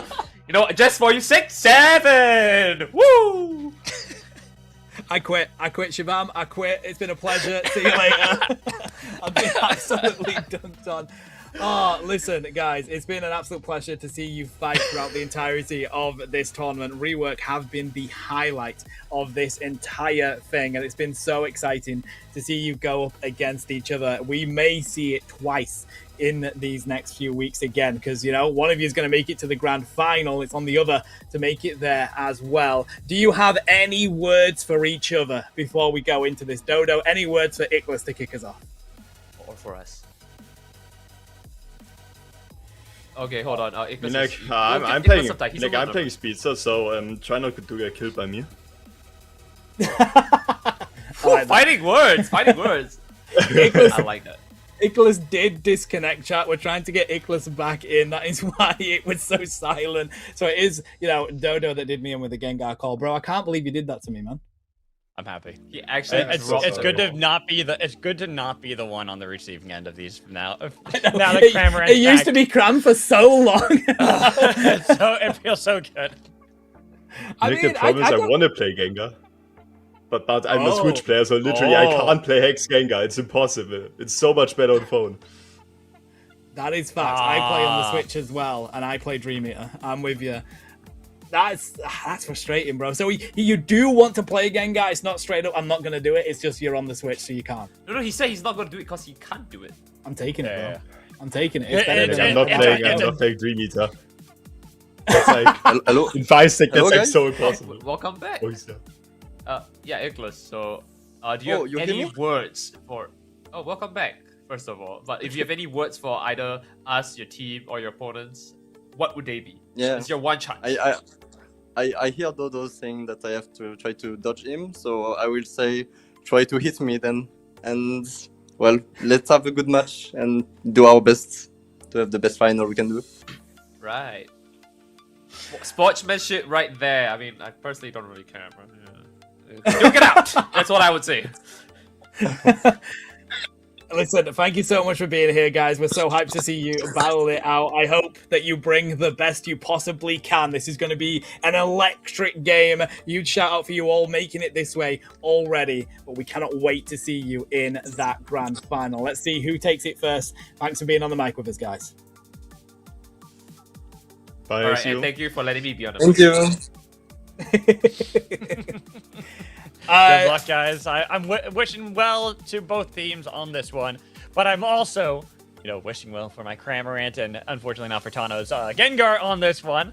So it will be interesting to see how the teams are going to approach one another in this draft because they are so evenly matched. That's why it's like, to me, I was more favoring just going into it Supernova over Phantom Force just because of previous results. Yes, Phantom Force were on a tear. I did flip a coin, so it ended up going to Supernova, but I also had that gut feeling. This one, it's like, it is anyone's game. It can genuinely just be that you have each game super close. We go the full 5, that kind of style, or it could just be one team. They get the luck of the draw when it comes to draft. And here we go. Here's Rework Esports gear to start us off.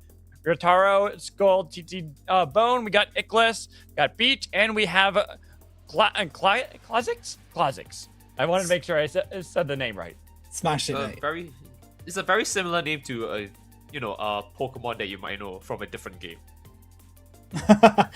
Ryotari and Klazix. It smashed it, bro. But I mean, we'll give you a little bit of an insight to this team. So, Esport Gear, the seed 1 in almost finished undefeated in a regular season. Almost is the important thing because only Core 2-0'd them. They are the ones that took them down. Mid-season, they lost to Italian Diff, but won the entire thing.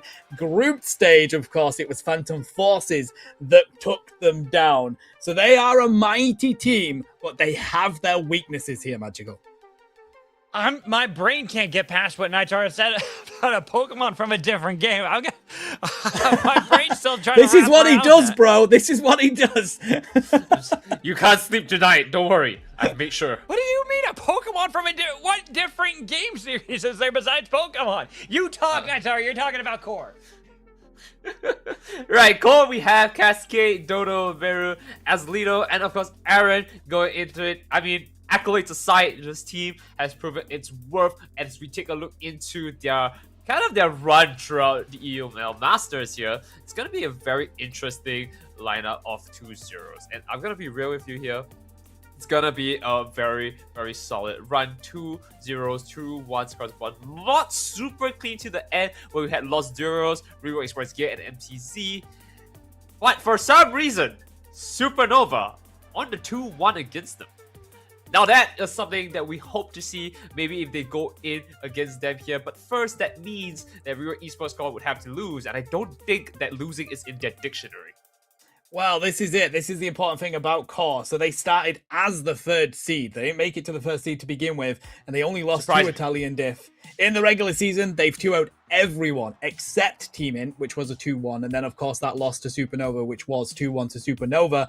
Core again lost to Supernova in the mid-seasonal and then eliminated by Gear in the lower bracket. So mid-seasonal, Gear did have the upper hand, but everywhere else, Core have 2-0'd everyone in the group stage. So they have locked in when it matters most, and now it's down to Gear to get that revenge. And I'm looking at this draft, see what we got. It's going to be Big Man Blastoise banned this time around, so not going to have to worry about that. With Mega Charizard. Why? I see that Mimikyu hover. I'm gonna keep talking over this because I want to see if it's going to be Mega Lucario making their way through this draft. Surfetch is gone. Crustle, we're only 2 away. Come on, 1 away. All right, boys, we're in the game. To be honest, it probably is definitely going to come, bro, because you got to ban out the Psyduck. These are strong bans here, and I feel like you do have Vaporeon on, Umbreon online, so they're the plans that people are going to take, but you do have Mega Luca here, and I'm kind of thinking it's going to come on. Come on. We're all we didn't see our predictions.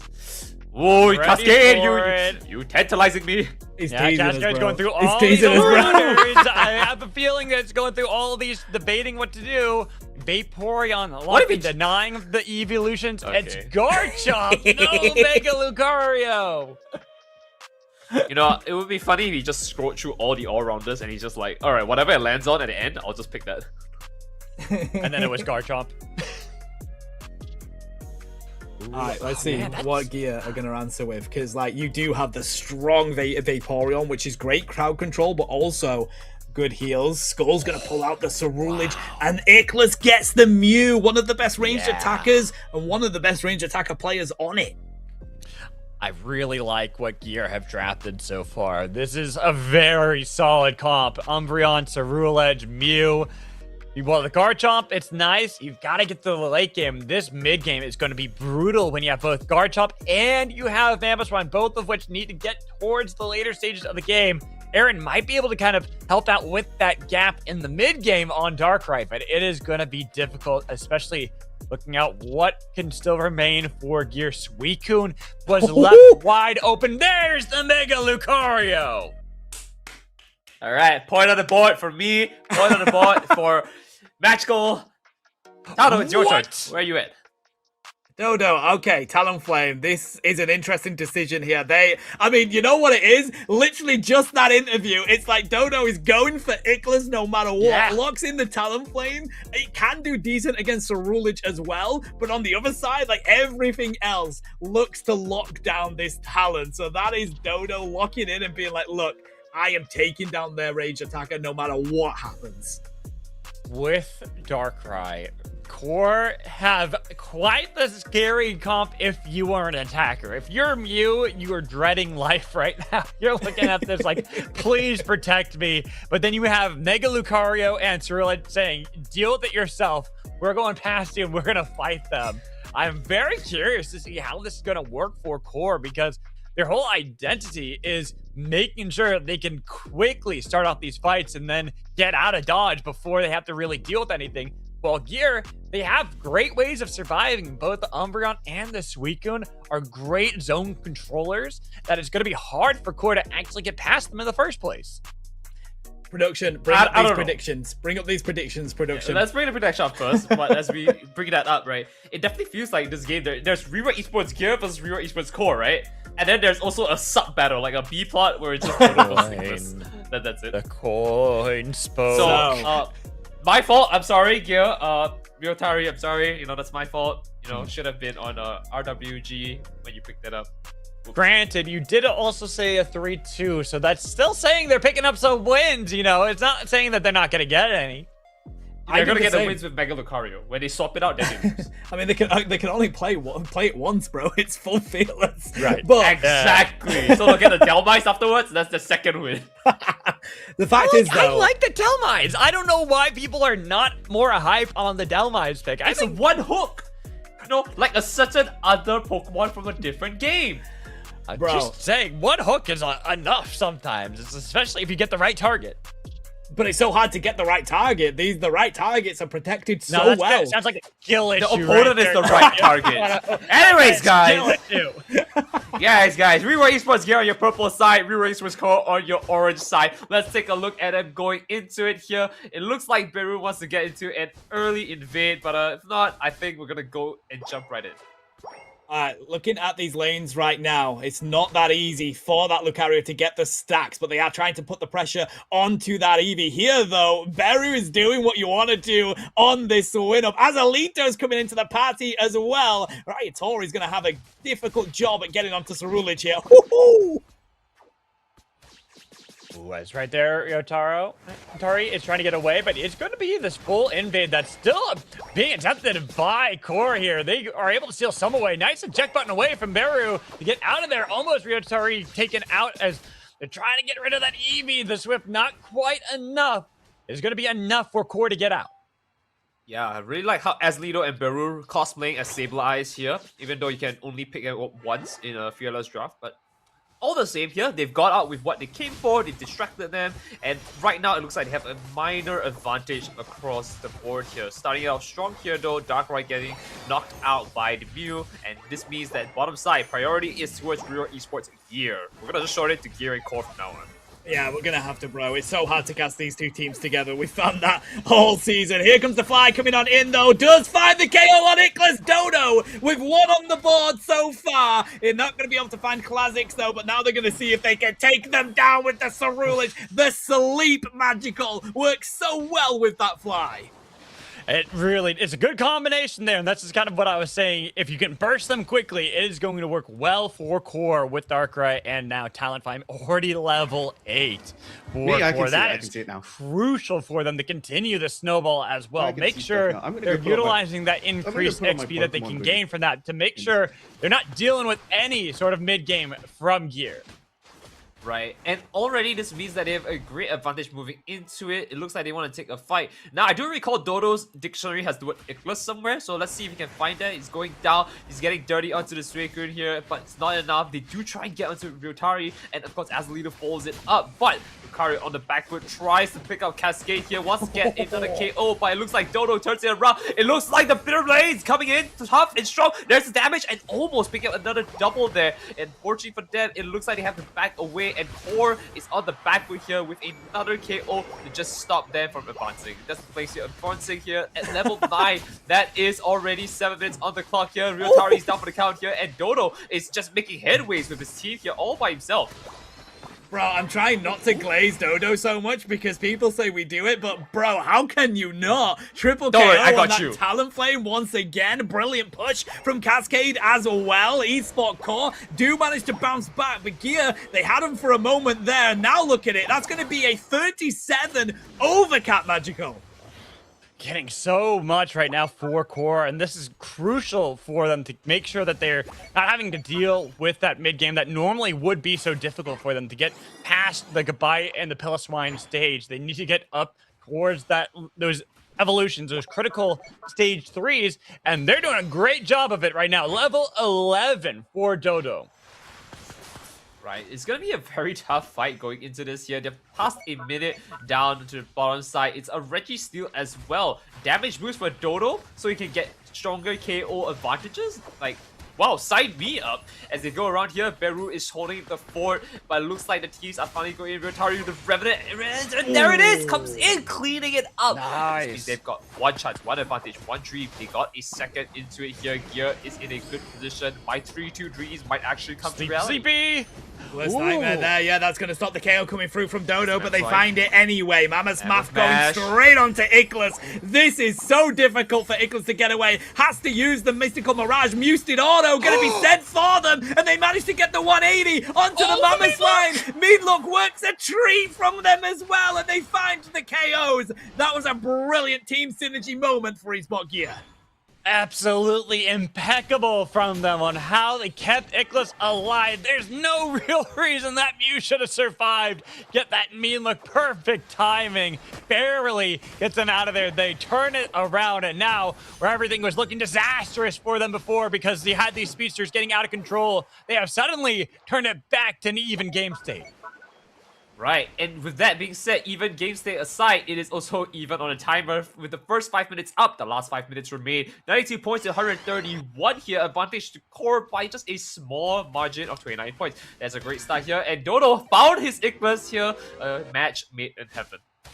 It's so difficult as a Mew to get away from that crowd control with that execute. Skull's going to go Mega here at this moment, see if they can capitalize on it. Now remember, chat, you don't get the resets off farm anymore. You have to go on to the enemy for it. That mean look is going to be used. Endless Ice Spikes won't connect though, but they have managed to get that limit outage in the mean look here. But eSport Core have got their Mama Swine in the meantime. Eject button has to be used by Beach. Here comes Dodo as well. They find the KO on the Suicune, and all Gear can do is back up. Right now, they do have Raiatori set up in that top side on the Cerulege. Will it be enough to find the KO? They dive in on the side of Cascade, and no, here comes Dodo again. Revenant Rend is going to be massive here. They do take down the Garchomp, but they sacrifice themselves for it with the rip on Lecky continuing. Can Skull find it? They dive through, but it's Dodo's game all along, and Core still have the advantage.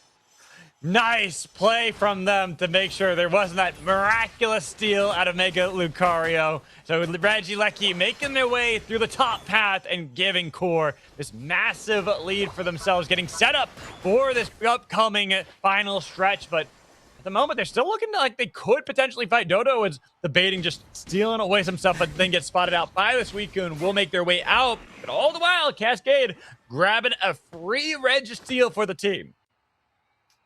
I don't know how to feel about this. You know, I need this Mega Lucario to win because he's not going to be picked up anymore. But at the same time, I really just can't stop taking my eyes off Dodo. Look at the damage he's dealing. He's setting it up so well for his team here. And again, we're trying not to glaze him, but Rework Esports here, they have to kind of set Dodo up for failure here by trying to catch him off guard. And it's going to be very tough moving into it. Numbers-wise, they are pushing into the higher levels here. But with one raw Dodo damage from a level 14 Talonflame, I mean, it's going to be tough. Listen, it is still an opportunity for Gear. We have the final fight. That is what this game is going to be decided on. They don't have the levels they were looking for on the side of their defenders. Big grab here onto Suicune. They're going to be sent back to Nurse Joy. But it's all about this final fight. And there is going to be a close area, which is perfect for Skull. Perfect for Raiatori. That is how Gear can get this win, if they take out that Talon and that Darkrai. As we're getting close, 20-odd seconds until we have Kyogre making their way onto the Sky Ruins. And Core at the moment, they're really set up. Look at how Dodo's position was ready for that dash in, but gets spotted out. The worst one to run into was that Suicune. They ended up having to get out of there while doing some chip damage, but it's going to be a reset attempted by Gear, but they couldn't get out in time. Now Mew is gone. Perfect pick, but they got to be careful. They were frozen in place. They try to go for the mammoth bash to the back line. They're getting everything they need to at the moment because they're just waiting out. Now the re-engage from Core. They got beat right where they want to with the limit outrage, cleaning them up for this entire time. It's going to be that Mega Lucario who's trying to get the bullet punch to connect, but he's taking a little bit too much damage and trying to get away. But he has to dash out of there, healing up. There's another bullet punch thrown out, but it's with that Cascade guard jump. They can continue to dash. Skull narrowly gets out because thankfully for them, Icarus came back up, but Icarus might give up their life because Talonflame says, hey, you're the target I want. The Speeds are looking for the attacker, trying to get out of there, narrowly avoiding it as well. Somehow, Icarus survives, but that's enough time for Core to get back onto Kyogre. And that's a beautiful setup from them on Real Esports Gear here, but the problem is running away doesn't solve the problem of your point deficit. So right now, they need to actually group together to find a great opportunity to kind of turn this around for them. Starting out strong here, Ice Fang to lock them out here, and Suicune is down for the count here. They're going to lose one more on the side of Umbreon, if not for Icarus, who does the damage, dishes out, as Lido locking himself back out with a little bit of healing, but he's going to have to fight against Classics, and there it is. There's the KO onto Umbreon, and a turn around to this Swordman himself, Zero Edge, which means last one standing, Icarus. Dodo befittingly cleans this one up here with Scout last one standing. I don't think there's really much you can do. 44 seconds on the clock, maybe one more good fight. That's the best they can hope for. Bro, that fighting talk was on point. Dodo has been insane at grabbing Icarus in this one, and some brilliant micro from Icarus as well to get away from it to begin with, but not an easy task when Cascade has kept that Lucario busy for the entirety of this fight. Skull couldn't go anywhere but deal with Cascade, and that just allowed them to score even more points here and make this game unreachable for Gear. Core have come out swinging, but this is full fearless. Gear have the opportunity to turn this around. Oh, man. But I got to give Core a lot of credit on how they played this game and how they looked in this matchup. Looking really clean. I was worried for them, too, with the double speedster, that it wasn't going to be enough, but they obviously were ready for that one. And Dodo, massive performance on the bird. That Talonflame was gargantuan. The Darkrai was more there as the support to set up the Talonflame, who was cleaning up every time that we saw Ickless on the screen. That was immediately where Dodo's like, that's who I'm knocking out. Get rid of Mew and we win.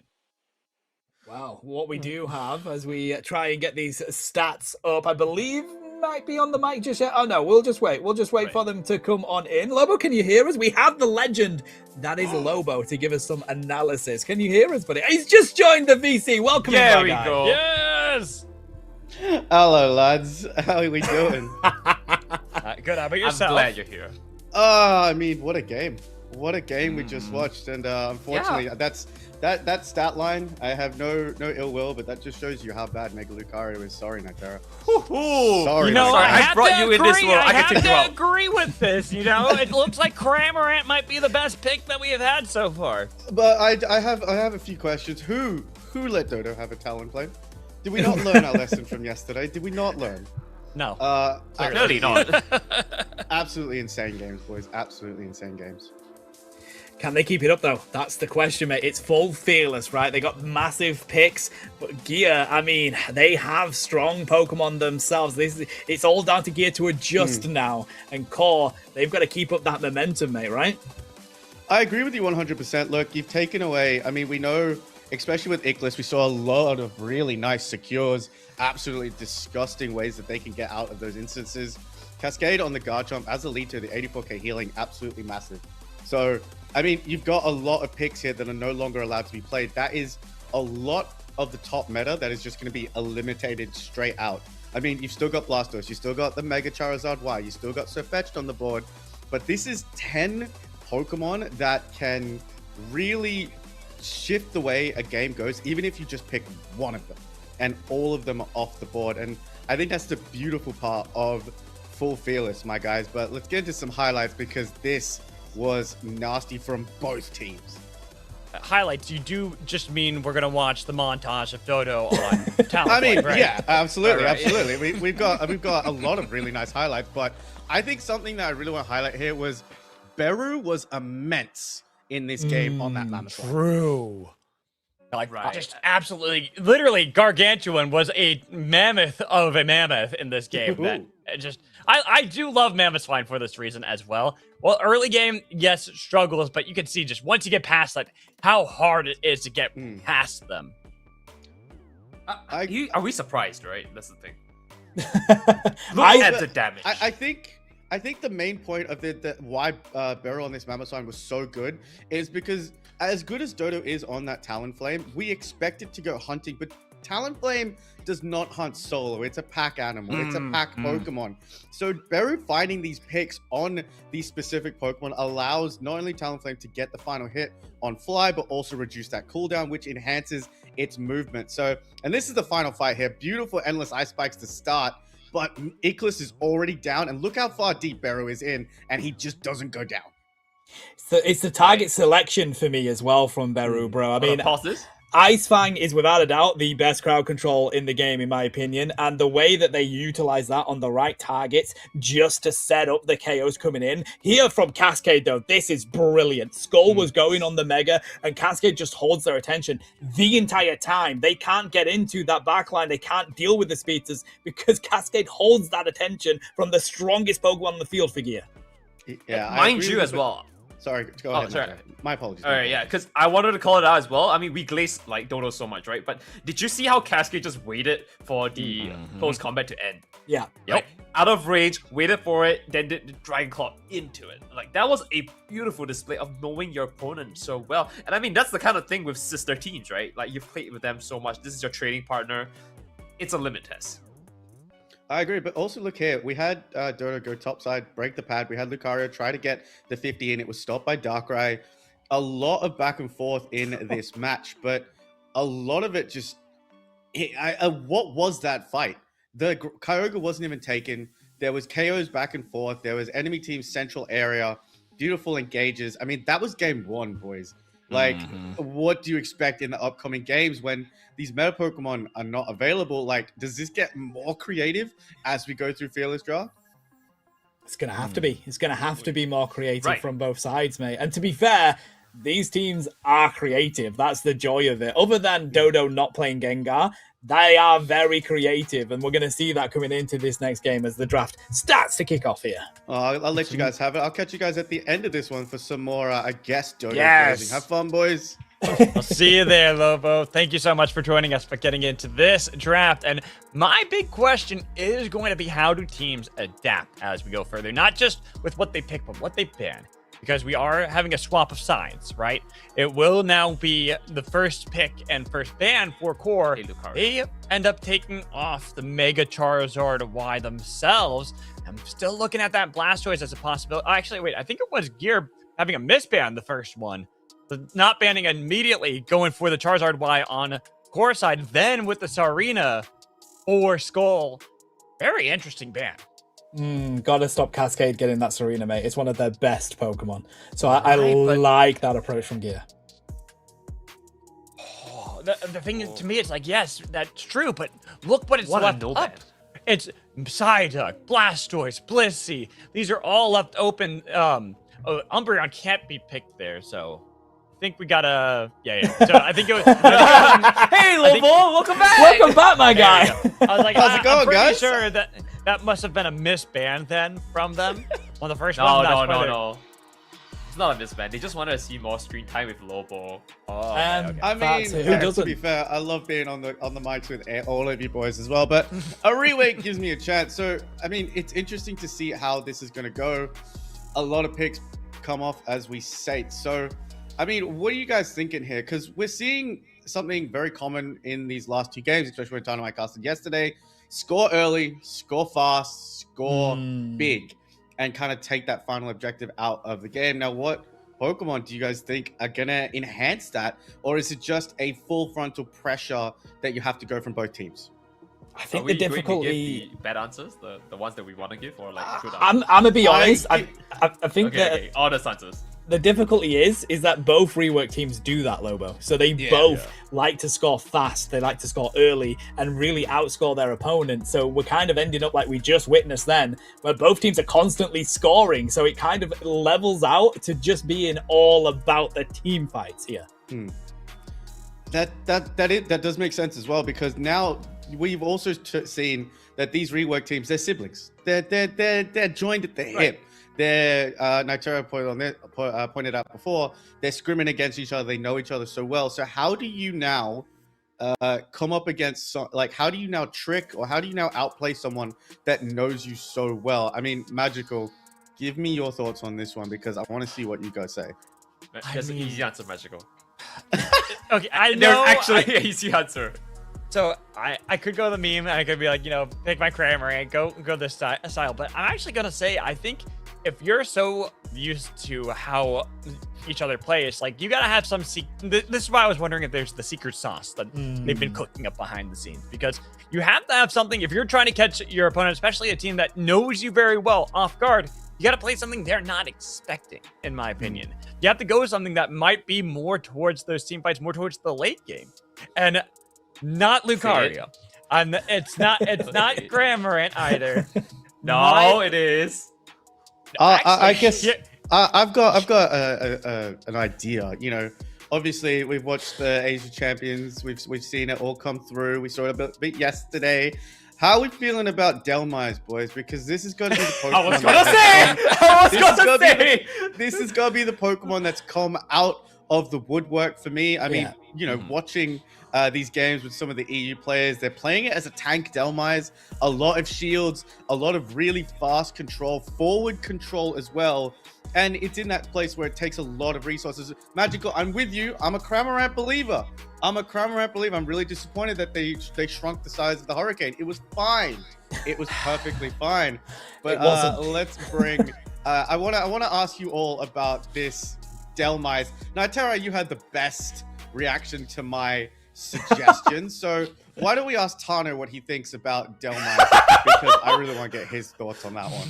Listen, no, the thing is, right, I actually agree with all of you. I think Delmise, huge pick, great for the tank side of it, as you've already mentioned. And of course, the one hook is really good. For me, though, there's an underrated Pokemon that we've been seeing a lot recently, and it's not the Pawmot, even though it is.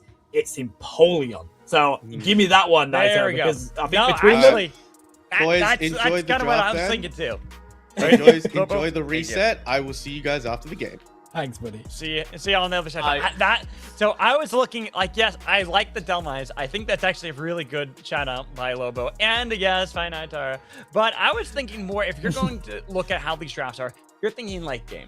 I was even thinking, so Empoleon kind of will fall into that, but I was thinking even like a Dragonite. Something a little bit off kilter that would get you more about late game, really moving around and getting in the middle of some of these fights that can really start off a lot of these that are necessary. We see Blastoise is going to be banned there by Core, and that would be a great tool that you want to make sure you have if it's going to be something like game scaling, like the Dragonite or the Empoleon. Okay, I think I see where you're going with it. But that's also the thing that I want to go back to on what Lobo said, you know, giving a little bit more airtime here, which is that all these teams, they know what they're doing back and forth. They still didn't ban anything again, so I don't know, maybe at the lag. Okay, the point is that at the end of the day,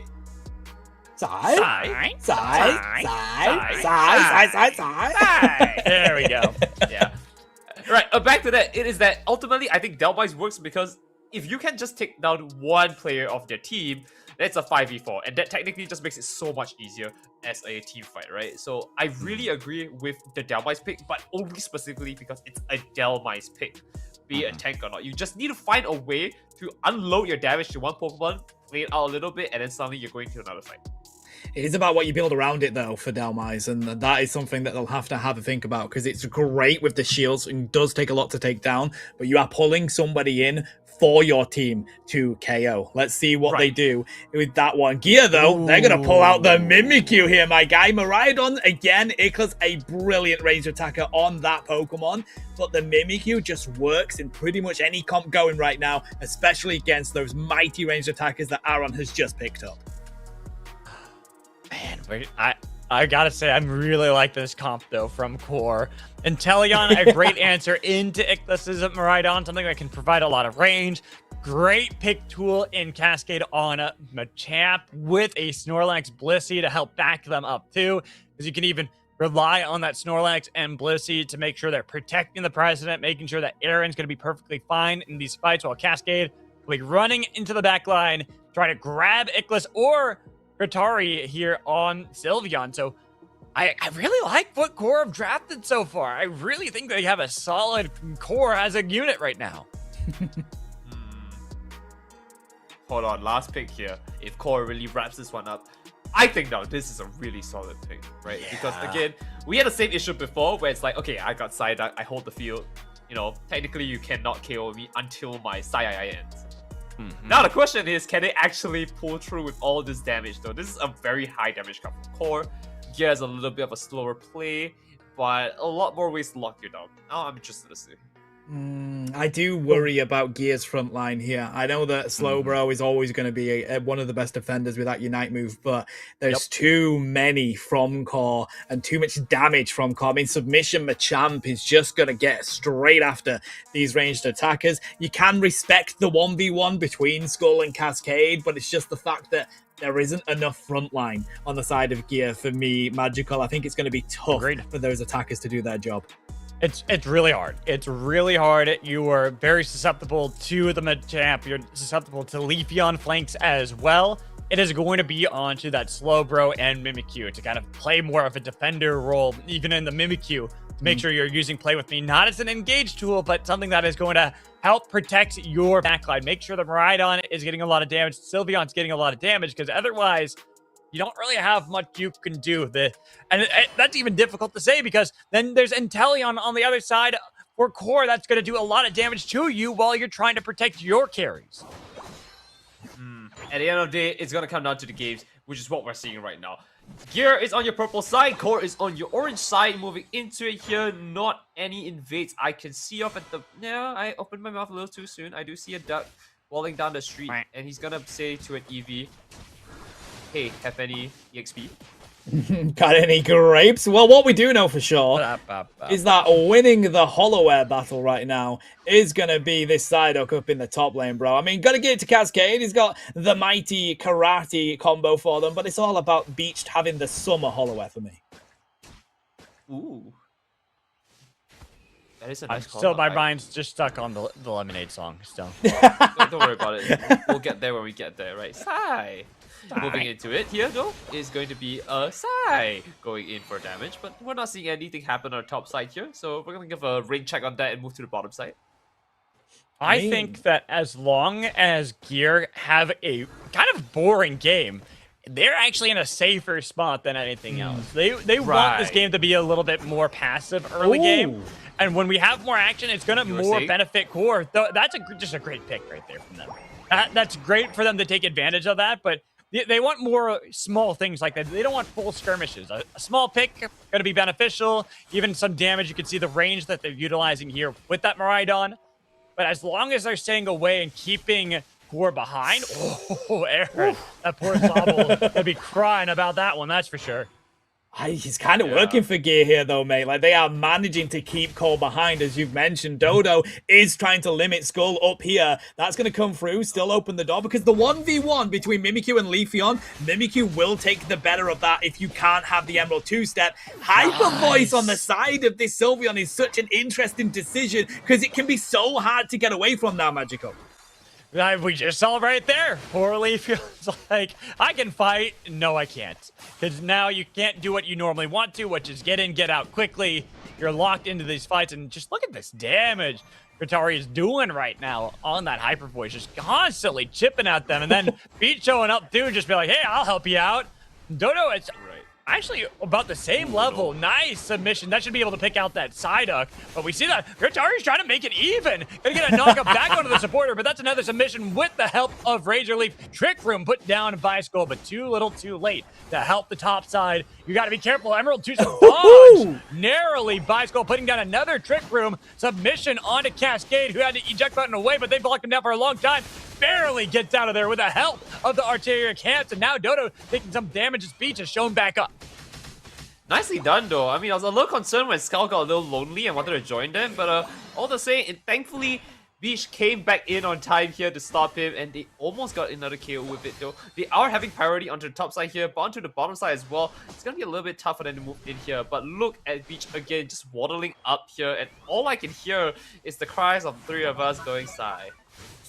Well, it's even better because it's not just the Psyduck. You have Slowbro on the top side too, so it's the meme of Psy. Slow. Slow. I mean, Slowbro is about to go back to Nurse Joy, but it's got so much healing. Picks up the Citrus Berries. Emerald 2-step in the backside, though. They do manage to find that KO as Cora looking to take the lead with massive amounts here. Double KO comes in for the Inteleon, and it is going to be a push on the top side, responded by Gear. This is a back and forth like we've ever seen between these two teams. But I got to mention, the Bubble Beam here works so well with that Hyper Voice. That might be the difference between winning and losing. As we gotta re-engage, looking for some damage. It's already gonna be the Psyduck gone. And now with Trick Room, it's not really helping out Skull. Hyper Voice getting some damage on Nibiru, but they don't even have the full team. Miraidon still down, so far away. Psyduck is gonna be back into this fight, but the 3v5 that had potentially been building for Core, it is gonna narrowly be avoided by Gear, but they lose a lot of control on the map because of it. Yeah, it's gonna be a tough one to look at here. We do see have a great engagement from Beach here, but moving into that is going to be the Fairy Dancing. Correct, getting it wrong. It's Fairy Frolic going into that, and they almost did put Machamp in a spot here, which is a good thing to know as well, because all Pokemon are now evolved and ready to take a fight here, but it looks so spread out. Core wanting to stick together and take a good fight was the one thing we were looking forward to, but Gear is just so passive. They're like, alright, if you respond, we'll respond back, I guess. Owie! Owie, owie, snipe shots, owie. Yeah, big owie, bro. If these snipe shots continue to land, that is how they get themselves out of this. Beach pushed up against the block. Full power Sai is going to be used here. They do go down, and it's all down to Slow to defend this goal right now. Dodo with a 37 in extends the lead. As we mentioned, these teams like to score often, but a flank coming in here from Aitori as well. Diving into the Trick Room. Bright Meteor Storm will land as they look for the KOs, but Submission Machamp runs through with a barrage blow. Slow Beam is going to be used, though, to cut them down dead. And right now, Gear Gear are taking the lead in this fight. Azur's Spy Vision will be used, but Core, all they can do is run up that flux zone right now. Oh baby, a double Very Flawless will back them away as Gear look to break the pan and score for glory. What is this? and they're coming in. That's There's hyper cross shot. voice damage! Oh my goodness! They're picking it off. It's very close here. Another submission here. They lock the Slowbro down, and it's going to be a little slow for him back to the base. Now Snorlax holding the ground for his team. It is close here as the team just continue to take another fight after fight. But remember what we said. Gear wants a slow game. The scoreline 166 to 155 here. It looks like Gear has the priority, but I don't see the window of opportunity for Core to just take this away. There's the character Snore goes Snore. Sayayai moving in, defends the team here from damage here. They're slowly picking the fight, but it's such a wasted Unite move. There's damage coming through. It's going to go to the slice shot. There's the knockout. They're looking to pick up Peach once again, and this thug just has no chill. Bro, the thing is, right, Magical, we love the Trick Room, but it has meant that they don't really have anything without that Shadow Sneak to just get onto the side of this Inteleon. Our on snipe shots are so game impactful here. And right there, the problem for Sylveon is going to be that Machamp, absolute champion in top path, grabbing him, even with Hyper Voice doing a lot of damage. It's easy for that Machamp to get him misplaced and go for the fight, but took a little bit too much damage because of it, which gives ground back to Gear to take out that Reggie in the top path. They're going to get the lucky. It's going to push Par, and now we see the slow. It's going to be slowed down. 5 surround, trying to get something back, but it's a nice KO as they blast off away. Baru going to have to get back into the top path, but that's going to be the Reggie Lucky already crashing back, and now they're getting some of the damage on a side hook, but the Hyper Voice doing a lot to Cascade, forcing submission away. Yikes, it's going to be a tough one moving into it here. 30 seconds on the clock left before we go into our main objective for today here. It's going to be a flip onto the Sentry, but of course Igles going down very close here. Nice disengage here. Snorlax just giving him the big old yawn, not really caring about what they do. Beru's in a great position to take another engage because they do have Inteleon on the back foot here. It's going to be one. There's a shot, missing it, shy off. It is close. 2 shots between the eyes here. 3 seconds on the clock. Tano, it is time. It's up. It is. When there's the crowd on, the game is on. Nearly managing to grab Beru, but they're going to get the heavy slam over it. Oh! Half elf onto the side of Raitori already. They're going to have to go back for some mad heals here. Beach trying to block off the approach that Core is taking. They're ripping the ground on at the moment. Dodo dropping that damage. Their number 1 target is going to be onto the side of that Mariah. But look at Mimikyu right now. Submission's going to come through. Snipe shot does land once again. Full power has to be used, but there comes the Hyper Voice as well. Looking to zone out. Beru's down with a power nap right now in the choke point. That's the difference. That Fairy Frolic has just saved Sylveon from the snipe shot as well. They have managed to zone out Gear in the moment. Submission. That's going to be goodbye to Sylveon as Core have the advantage. And Core waiting this entire time. It's a 4v5 at Groudon. We got Rowdy at Growdy. Trying to go for the trick room into the back line, but that's going to be the heavy slam. They get to play with me. Can't get it in time. Absolutely bursting down. The meteors do fall. Leafeon's gone. It's going to be a heavy slam back, but they've traded it back. It's a double knockout, and they've got some damage. They got to be careful. This Miraidon starting to do a lot as Beru puts up the wall, trying to make sure Miraidon can't get close. 50% on a Groudon. It's down to the wire. They've got Sylveon back up. Can they get into the pit to steal it away? Put down the charge beam. It's They got it away. The Sylveon's got it. Back in the lead. They've got this game. Even with a dunk, though, they have 6 points advantage. Woo! Wait, the points are rolling here, and Gear is laughing. I can see the gears turning on that one as Core unfortunately has to take a defensive play here to see if he can make anything happen. The team is not together. It's 4 men down, and Beru joins them for the 5th, and now that's the problem. How can he possibly turn this around with only 15 seconds? And the answer is simple. You don't. And the reworked sister rivalry comes to a close on this first match here, where the point lines going even, split down the middle. Oh my god, guys, I can't, these 2 teams, oh my god, no wonder they are here in these winner finals. Jesus, Gear are gonna take that one, tie it on up with an absolutely brilliant combo.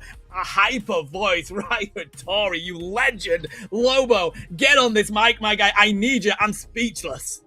I mean, I'll take over the words from here. It was definitely time to get rowdy with Growdy. Magical, brilliant use, we'll have to say. Absolutely fantastic. Don't know where you got that one from, but I like it. Ryutari, the Sylveon was the pick. Sylveon was the pick here. The Hyper Voice was doing bits and pieces throughout that entire game. Absolute big shout outs to Aaron with the incredible snipe shots. I mean, I don't know what I was hearing in that voice chat. I was just hearing Pokemon noises between the sighs and the slows. I got no idea what I was listening to, but it was an incredible game. 1-1. I mean, how do you get even close to that? Look at that. 91k damage, 119 from Ickless. Just Dodo could not do what Dodo usually does, and that's get into that back line.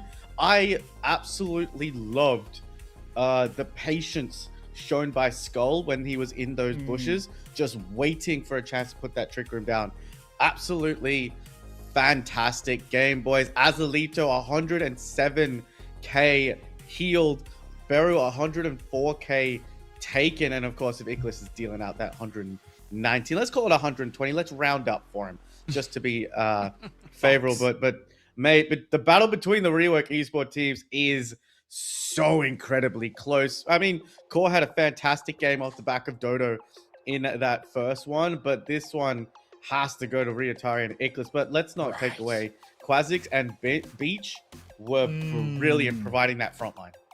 They were. And the thing is for me, though, here, Lobo, is that Gear have just got a brilliant win off the back of using some of the lesser used Pokemon, like getting it with a Hyper Voice Sylveon. We're in full Fearless here. The Miraidon doesn't get used that much as a ranged attacker. Me and you have been casting these week in, week out. We know that. So to get wins off the back of these Pokemon in full Fearless just gives you those stronger picks later on in this set.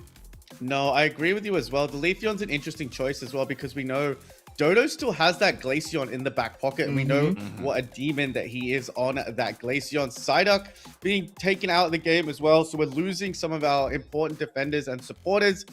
It's such an interesting game because look at how much damage that does to a Blissey. I mean, Ryutari is not afraid to go in and go down in these ones because not only can you re-heal yourself with the Fairy Frolic, I mean, this whiff on the Emerald two-step was unfortunate, but you can't catch a Mimikyu when it's in its own Trick Room. But Machamp definitely making it hard for them.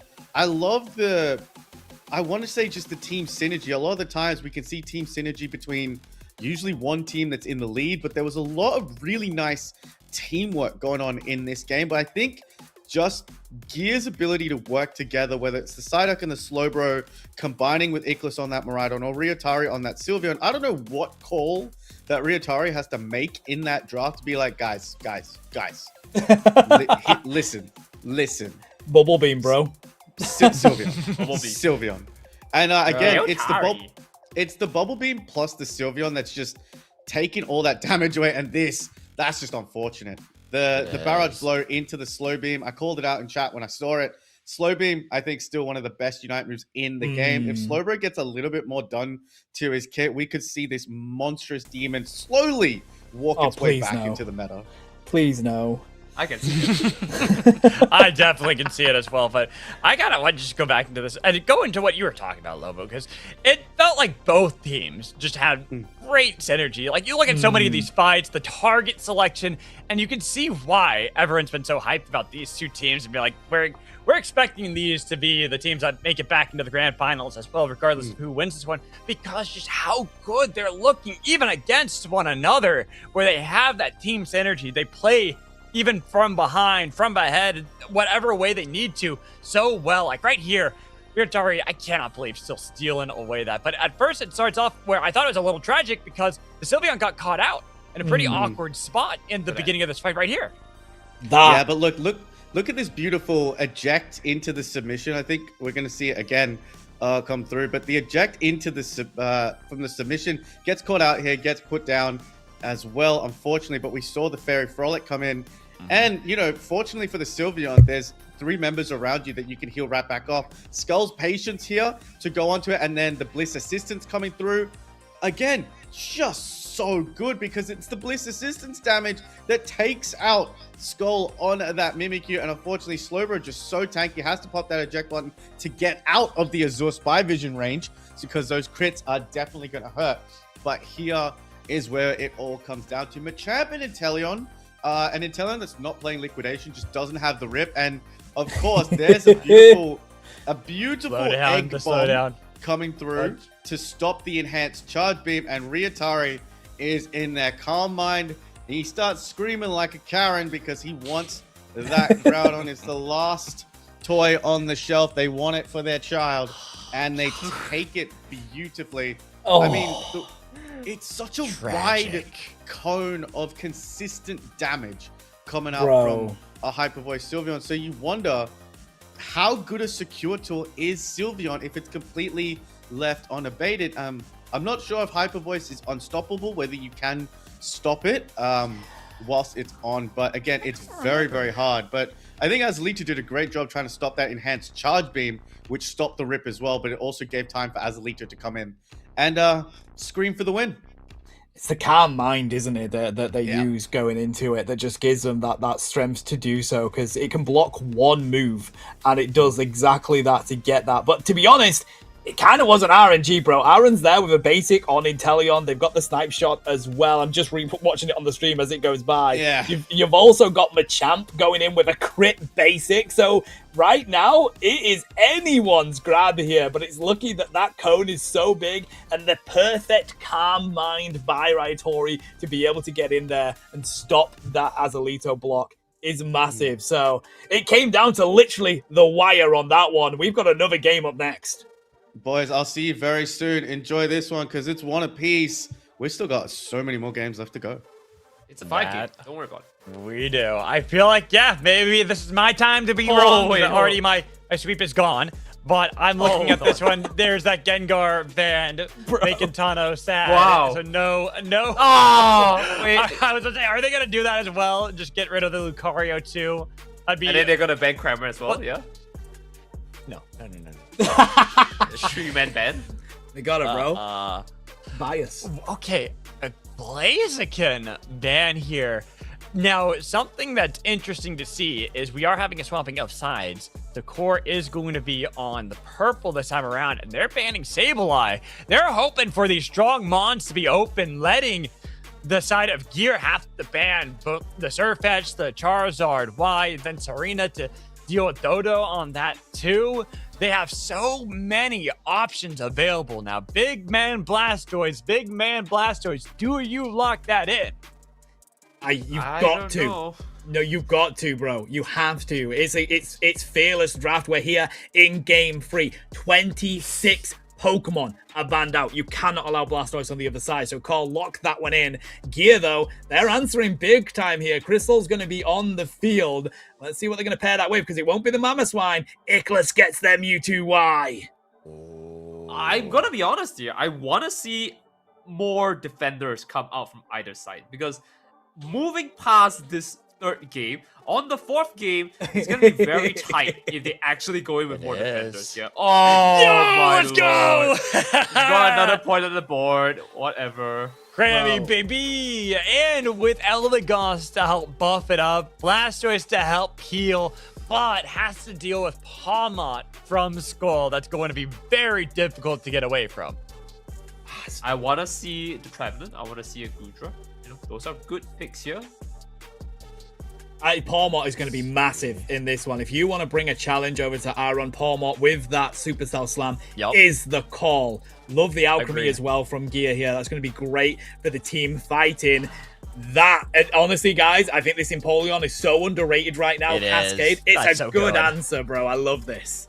That's such a good comp right now for core. I'm not just saying that because it's Cramorant. I think there's so much potential here. Great ways to get into the backline onto Ickless, plus great ways to help heal for Aaron. My big thing is that Blastoise, having made it this far into our draft, but Aegislash and Pawmot are going to be very difficult to get away from. As a Cramorant player, hate playing against both of those.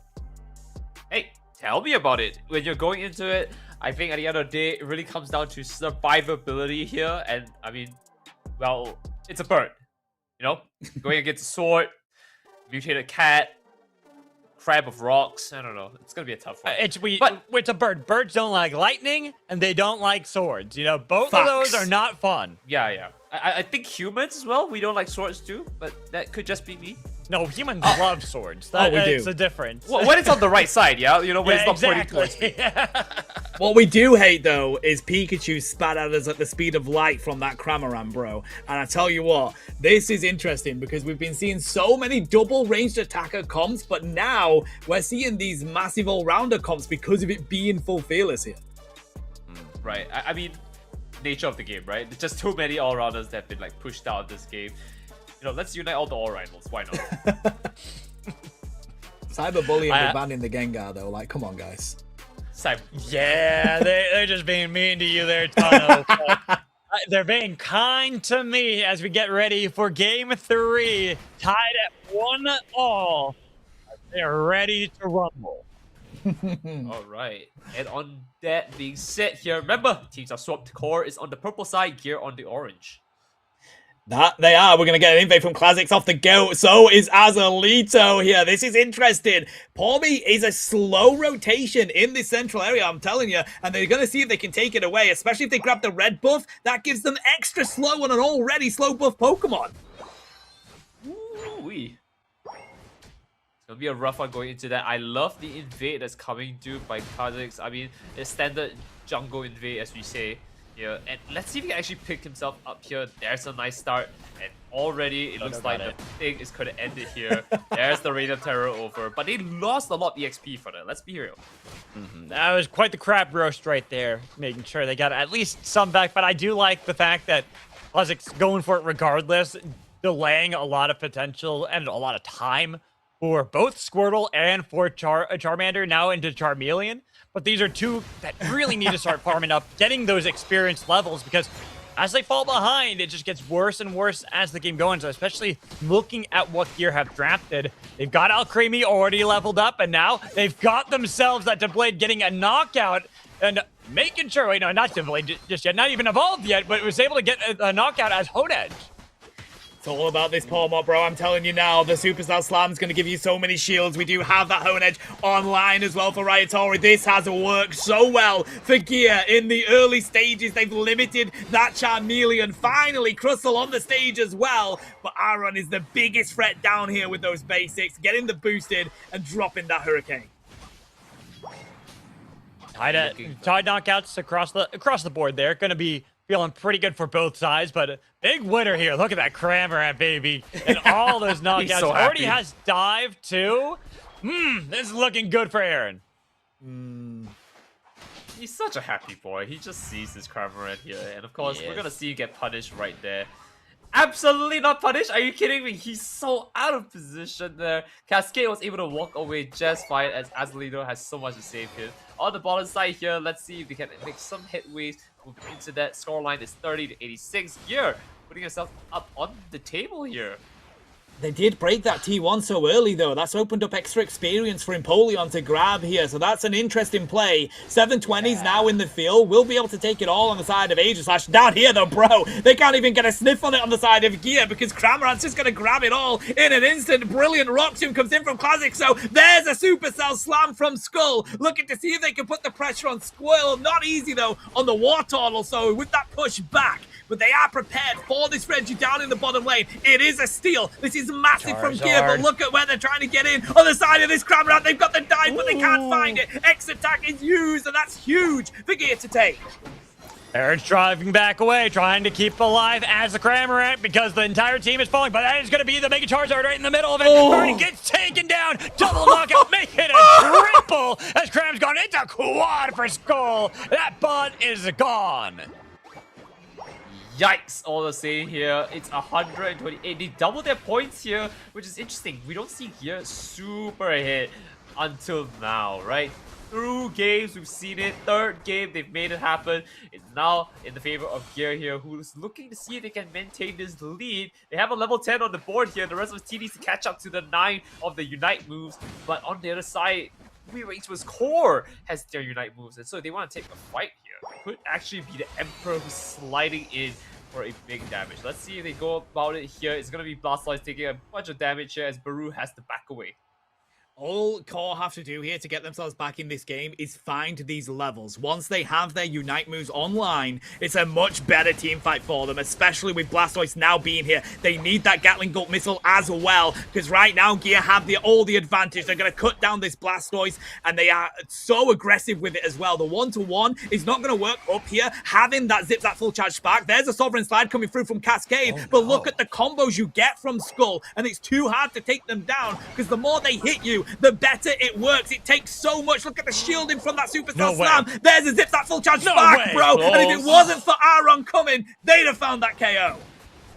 The Cramorant saying, nah, we're not letting you fully clean up and get those resets, because that was looking brutal for a second Aaron saving the day. But now in the top bat, they've lost their support, as it's going to be the other one you have to deal with. Palm not scary, but same with Aegislash, as Dodo tried to get away. Surf to defend, but look at that. Retard's already in the back line. That charge already been cut down. They're trying to defend now. Cramorant to get the knockout onto Aegislash. It's going to be Ickles that they have to take down. It's so close, getting to the edge. And double knockout for Aaron. Narrowly getting that, as Classic's going to be the next target, and Pelion is going to be able to get the knockout for that. And as we take a look into that 5-minute mark all the way to now here again, Gear still holding quite strong across the board here. I'm liking what I'm seeing. Look, whatever they're putting down the table here is looking better and better. Even though it's a little bit rough around the edges here, you can see how they're able to prime themselves out here, out of the depths of this pit, and put themselves into the front foot here, which is going to be Reg Ice. They've got themselves one on the board. Top side here, it looks like it's going to be one man and a dream here. Let's see if they can turn this around. Reggie comes in, there's a slam. Nice. They have a Zard, but is this enough for them to take a fight? That's the question I have on my mind. Bro, you have to use the Unite move from the Charizard just to take Pawmot, bro. It is that strong of a Pokemon, and with the shields it gets, that was a lot of resources used for one Pokemon. Gear, they still have the lead with those points. Trying to cut that down is Core. They see that in, want to know if they can get that 50 dunk, but they've seen that Aegislash, so they want to push this bottom lane. It's all about the vision that you have. Cascade is going for this, bro. Ryan Tori's going to hold them. The stun, Sovereign Slide is you, Coup de Grace, nice. And that's a 50 burger in. Core have cut down this score lead ever so much, but here comes the Mega on the side of Ickles. Good block coming out from the Hydra Typhoon here. Gonna get 3 of them. Doesn't shut down Ickles' damage though, and that's a huge Rock Tomb as well. But Gear, they're just gonna retreat here, Magical. I think for Gear, it was a little brutal that unfortunately the Empoleon was able to get that dunk, because they were able to hold so well after losing that, even though it was the knockout that was, it was a lot used to get the knockout for Core. That at least for Gear, we're able to make sure not too much had happened until Empoleon slid his way right past it to get that dunk. From there, everything else where Gear couldn't actually fully grab that knockout into the bot path means that Core have now bounced back up, and we have 45 seconds left until we will have to deal with a Rayquaza joining us on the Sky Ruins. So it is getting very close here at the very end of the game, just like we've seen throughout this entire series. Ooh, hoy, 30 seconds on the clock here. We saw a double point lead from Gear, now shrinking to only a 20. Not even a 20. It's a little bit less than that as well. It's 16-point lead. One more objective at the bottom here. Let's see if Gear can take this Reggie here for a triple. It is going to be one of each. One of a kind. Look at that. They're gonna get themselves out a little bit more EXP, turning into this last fight here. That's 3 13s on the board. Now, if Core somehow beats them, honestly, they have all the advantage in the world here for Gear. It is not possible, but it's gonna come down to how they engage this first fight here. They're not spread out there as a team going into this, and now that Ray is on the field, well, let's take a little sidetrack into how they can turn this around. The Sovereign Slide is going to be engaging in just a bit. I have a good feeling about that. Bro, they're looking for the vision. They need to know where Gear are, but that Regirock buff is massive for Classics here. Sidestrike's going to come through. That does get onto the side of Beru. Classics trying to see if they can find a grab with that Rock Tomb. Sweet's going to go down as well. Skull is just charging up that level 14 here, but they're going to be quick. Got to get back into it. They're going to go for a little back cap. That's going to be huge. They have to take the fight here on the side of Core. You don't have that monkey. You got to go for it. There's the Seismic Slam, bro. Trying to land that on the side of Empoleon, but the Rock is going to come through as well. The Fluffy Cream Supreme blocks out all the damage from the Hydra Typhoon, but they take the Rayquaza on the side of the Charizard X, and now they just clean up the rest of Gear with the extra damage they've got here. Can they do something magical? We're about to find out. With the big dunk that happened before from Palmon, it makes it so there's a big lead for Gear, but they're getting the knockouts for Core. They've turned this around. They are looking to take this game, but they've got to get the dunks. They have a single point lead. They've got shields they need. They've pushed back Gage Slash. That dunk will give them far more than that single point. A much more comfortable position to find themselves in as they push back Skull, who is attempting to stop it, but just not healthy enough. Another knockout for the Crammy Baby as he's looking to be undefeated here for the day, with Core continuing to push back Gear. They want to have that lead and be one game away from their ticket to the grand finals. That is such an unfortunate situation. I already said it, right? They have everything they need to go into that fight, but they lost a member just shy of the race. That 41-point dunk, even if it was a double point, was it worth it at the end of the day? And it just did not feel good. And honestly, I think that was the decision maker moving into it. Scoreline is now Core up 2 points. They're leading into match point with 1 point on to Gear. So now let's bring back Lobo in to give his thoughts on this, because Lobo, I don't know what you just watched, but I'm pretty shocked myself. I mean, all I gotta say is Crammy Baby, let's go. Cramorant staying undefeated. I love to see it. One of the highlights of that was the chase down of the AG slash of that Cramorant after the objective was taken. I really thought it was gonna go down. But I have to ask the question, boys. Why are we backcapping at a Rayquaza? Yeah. Why are we backcapping? Yeah, exactly. I totally That's what I'm saying. understand. I can see the point of it. Palmont does charge its Unite move differently to the rest of the Pokemon on the team. We'll go through the highlights. I want to see if Palmont actually had their Unite move at Rayquaza. So going for the back cap to put some pressure on, but there was a lot of burst damage that could come out from the side of Rework Esport Core. Beru there with the Hydro Typhoon, the Gulping Gap missile as well from our boy Crammy Baby. I mean, that's a lot of damage going into that Rayquaza pit, but also Mega Charizard Mega Charizard X in that melee range when you're in that Rayquaza pit for the secure is so strong. I know Mega Charizard X has not been seen, it has not been used a lot lately, but it has its circumstances where it does just have the ability to shine. Now, in that Rayquaza pit, where you're at melee range, where the rest of the team is going in, that is where that Pokemon shines with that Fire Punch. Azalita was monumental, keeping their team up and running. Cascade doing what Cascade does. They just let the Emperor Penguin cook in that top path. And Magical pointed out, this forcing Royatari to whiff the coup de grace. Again, these are players that are not going to whiff Unite moves intentionally. It's a forced error, if I might borrow a phrase from tennis. They dashed past the sword, scored the 50, and that's when Rework Esport Core started to come back into this, guys. And a very, very fun game, and this is exactly what I expect to see from Fearless. Tano, and we ain't bullying you, mate. Just Gengar. We don't want to play it. I mean, you don't want to play it because it's so good. Hex Gengar is so good. You don't want to play it because it cooks. But I'm with you, bro. I think the difficulty is that when you are down a player in a final fight, listen, it's a 5v5 game in Pokemon Unite. 5v4 is so difficult to fight in that final moment. Everybody's got their levels. Most people have their plus moves. It's impossible to take those fights in most cases. And not having the biggest Unite move in the side of Skull, we know what Palmont is like. So we'll have a look at the highlight here, bro. But I think that is why Core just went for it. They know that it's 4 on the other side. You find KOs and you win that fight. Yeah, absolutely. And Palmont's absolutely immense right now because we know how good it is at dashing. You get the, I believe they're playing Volt Switch here as well alongside that Supercell Slam. It can just chase you down no matter where you go. Now, depending on who you hit with your different moves, that's your Unite charge. Skull doing brilliantly coming out of the central area after getting invaded and getting their buffs taken away. This was an interesting fight as well here. They get caught out unluckily, but they're such low health and the pressure that Palmont can induce. I'm not sure if the Mega Charizard Unite move was necessary here because yes, it pushes them back. However, look at the Palmont. The Palmont 4 KO streak, just able to really stick to you like glue.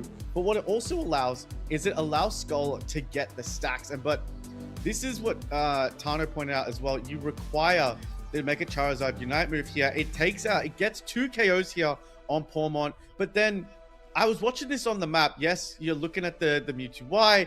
Are you making full use of this Mega Charizard? Yes, you're low health. You come out of it, and the chase down here is immense. I was wondering what this chase down was going, because then the rest of core come in with the blaster. Charizard's still alive, goes down, and here the gulping gap missile, probably one of my favorite Unite moves to watch. Tana mentioned it, and there's nothing you want less than having a Pikachu hucked at you at light speed. Now, as we move forward into these highlights, boys, this was interesting for me. I mean, just to sit in the bush, let it go, get night moves on a deck, and I like it. You called it cyberbullying. Now, they just bullied Skull out of that one. But here, we do see Skull has their Unite move. So I'm curious. They only put them 80 points in advance. There's the Mega Mewtwo. It's look at its positioning here. Mega Charizard, sorry. Full melee range. Floppy Cream Supreme comes out. And Skull, I mean, Hormone, when it's out of its using its moves, it's so slow to get around the map. You need that Supercell Slam to really, really work. So even if you score there, and a lot of time a backup is only necessary when you've got a Pokemon, specifically Hooper, to bring you back in. Yes, you can put on the pressure, but with the game being so close, and I believe we saw the close battle coming up as well, so both teams knew that. We did. I'm always going to be critical of the back cap, whether it's in my in our solo queue games, Tano, our duo queue games. The back capping we're always going to be critical of it. But now I got to be critical of it here. But Magical, you look like you want to correct me, so I'm gonna pass the mic to you. The only thing I'll say is that if you look at that replay, that dunk got the Palmet to level 14. I think that was the idea. That they were so close to hitting that spike, they wanted to go for it. But I am still in agreement with you that regardless, it is way better to be as a team ready for that fight at Rayquaza. But boys, it is match point. It is set point for Rework Esport Core. Rework Esport Gear have it all to do to bring this to a tie and send us to a first game 5. So I will see you guys after this match. Maybe we crown a winner. Maybe we're going to a game 5. Have fun. We're not crowning. I'll see you soon. Bro, just so you know, chat. Winner. And just so you know, chat, we will have 36 Pokemon of the roster banned out in this game. Yeah, that is absolutely insane, guys. I'm going to end it off today on a high note. That's game 5. But before that, I need a red. Okay, look, they had so much advantage. We talked about this. 3 Regis, so much advantages. What's one more level on Palmon gonna do? You had everything. You didn't need to leave. Okay, now I'm done. Right? I was the same. I wanted to say, I called it out in the game. I was like, he's looking for level 14, but you gotta be in the fight, my guy. Agreed. No, that's what I'm saying. The only thing I was gonna give him is like, I see the idea, but not at that point. It's you're one of the most important players on your team at that point, because you are one of the few that can stick to that Cramorant, that can get into that back line. Exactly. You need to be there. And here, looking at this game, I'm looking at how Gear are going to approach this one. They've got a Trevenant, which I really like, continuing to get some of these defenders, making sure they're not fully out of them, but we are getting towards the bottom of the barrel of them all. There are very few left. Do you go Goodra? Do you go Greedent in this one? I think this is way better. Go for the Fire Chicken with 2 supporters to make it so you're a pseudo defender at that point anyways. I know a certain man who'd be happy to see Greedent, surely not the one we're streaming to the channel of, but moving into that here. I'm very concerned that Core has picked up interesting picks. Mive has been one of the premier pseudo defenders, considering its decent stats moving in SCC. But it's a pseudo defender, right? Look at what Iglis picked up, look at what Skull's on, and I kind of don't really want to play with Beru's team anymore, you know? Unless Dodo does that, that is the perfect counter to both of those ranged attackers, bro. The stun you can get on Meowth, that is going to be huge. And give me the Gardevoir. Give me it. Core have answered well here, Magical. It's all about what Gear end this off with. They're going to need a little bit more protection for that front line. I think you need something strong. And I'm wondering what in the world you can even go for in this one. Do you decide to go for that protection, or just say, to hell with it, we're going to get rid of Gardevoir? Wow. Well, this is just... NT Aaron. You know, it's all because of the Cramorant, isn't it?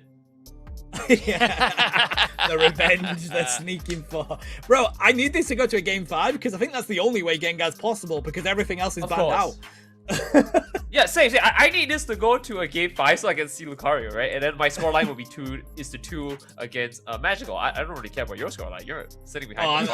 I'm cooked, bro. I'm cooked. I'm undefeated, baby. Let's go. No. You were defeated. Because I just had a popular Pokemon, apparently, according to a certain Lobo, but you know, that's just me. Huh? What do you mean? Mine's won both the games today. I'm pretty sure yours lost. Both games, if I'm not wrong. Bro. Both. With a power-up as well. I'm just gonna keep stirring this, bro, because I don't have a horse in this race, unfortunately. Hey, I have not been able to do this in a long time. I've been in Tano's shoes for ages. You can have your win. I'm not saying you can't. I'm just saying some Pokemon have Mega Evolutions, and Mega Cramorant is one of them. Hey, not yet. Yeah, right. Of course, not yet. You know, yeah. Once you get, and by the way, if you're Pokemon, if you're listening, if you're gonna make a Mega Cramorant, you just make it so it's the same thing, same Pokemon, but now spitting Wailords. Oh my god, yes! Wait. That would be perfection. What would be perfection here is if Core can take this game, bro. They are on set point. Gear have a brilliant comp, but it's all about that meow for me. Let's see how it plays. Starting it off strong. Moving bit by bit. Can we get the lineups here onto this Torchic? It's gonna be tough, but as Lido starting himself off with a Escavalier, wants to get a little bit of EXP for himself, but Froakies responding on top side. So, kind of looking at this one, like, more objectively, just seeing what our team compositions really are looking like. I really do like Gears as right there, just going to be able to get a knockout, but it's traded by Dodo. But kind of looking, the reason why I like what Gear are bringing to this one is they have really solid mid game. And compared to that of Core, who are in a very similar boat, because Dodo will help make sure they get to there. When I look at Gears, I feel like as long as they're not falling massively far behind, their team fights are just going to be more consistent than that of Core's. I really like the combo of the Surf that's going to go so well against the Masquerada Unite move, bro. Because, of course, Surf has got that Execute, right? And you do a huge amount of damage on the side of that Masquerada Unite move paired with the Glaceon. So that combo is actually going to work extremely well for Gear in that mid to late game. Ooh, got that combo. It's that combo, but you also have pretty good defense and setup by Trevenant. You have good range too, but you also have good ways of getting in and out of fights that are going to be enabled by the Trevenant still, but also by Wigglytuff. I just really like what Gear bring to this one. Well, I look at Core, and it's not like I don't like their comp either. And we have seen that their teamwork really work well for them. I'm really looking at how it's on to Dodo again. It's on to this Meowth and how well this Meowth is able to get into the backline before anything is done to their, right here, Krillia, but then Gardevoir suit. Okay, I see what you're picking up and what you're putting down. Question is, does Gear know what you're picking up and what you're putting down? Because right now, as far as I'm concerned, Core is kind of putting the pressure onto them, even though they are at a point deficit. Gear needs to kind of put themselves in the shoes of the enemies here, because right now I don't see a counter invade, a counter gang coming in from Gear, who's just happily farming up here, moving to level 9 soon, hopefully as Greninja. But they are taking a nice fight here. They might be able to pick it up, and they are going Surf as well. See? So high damage execution is what we're looking at. I like what Gear doing. I mean, what's interesting is that Dodo's gone for payday here rather than the tried and tested big stun moves of the Fury Swipes paired with the Feint Attack, bro. So that could be a huge difference in this one. But we are going to see that Gold Coin Barrage used here doesn't pick up the KO onto the side of Glaceon, as they do have to run. Look at Skull already looking for that Surf Execute, but they dive straight onto the Regieleki here. Gear do have the better presence for zoning here, as they do try and keep that out with the side of the Wigglytuff. That's locked in straight up by Skull.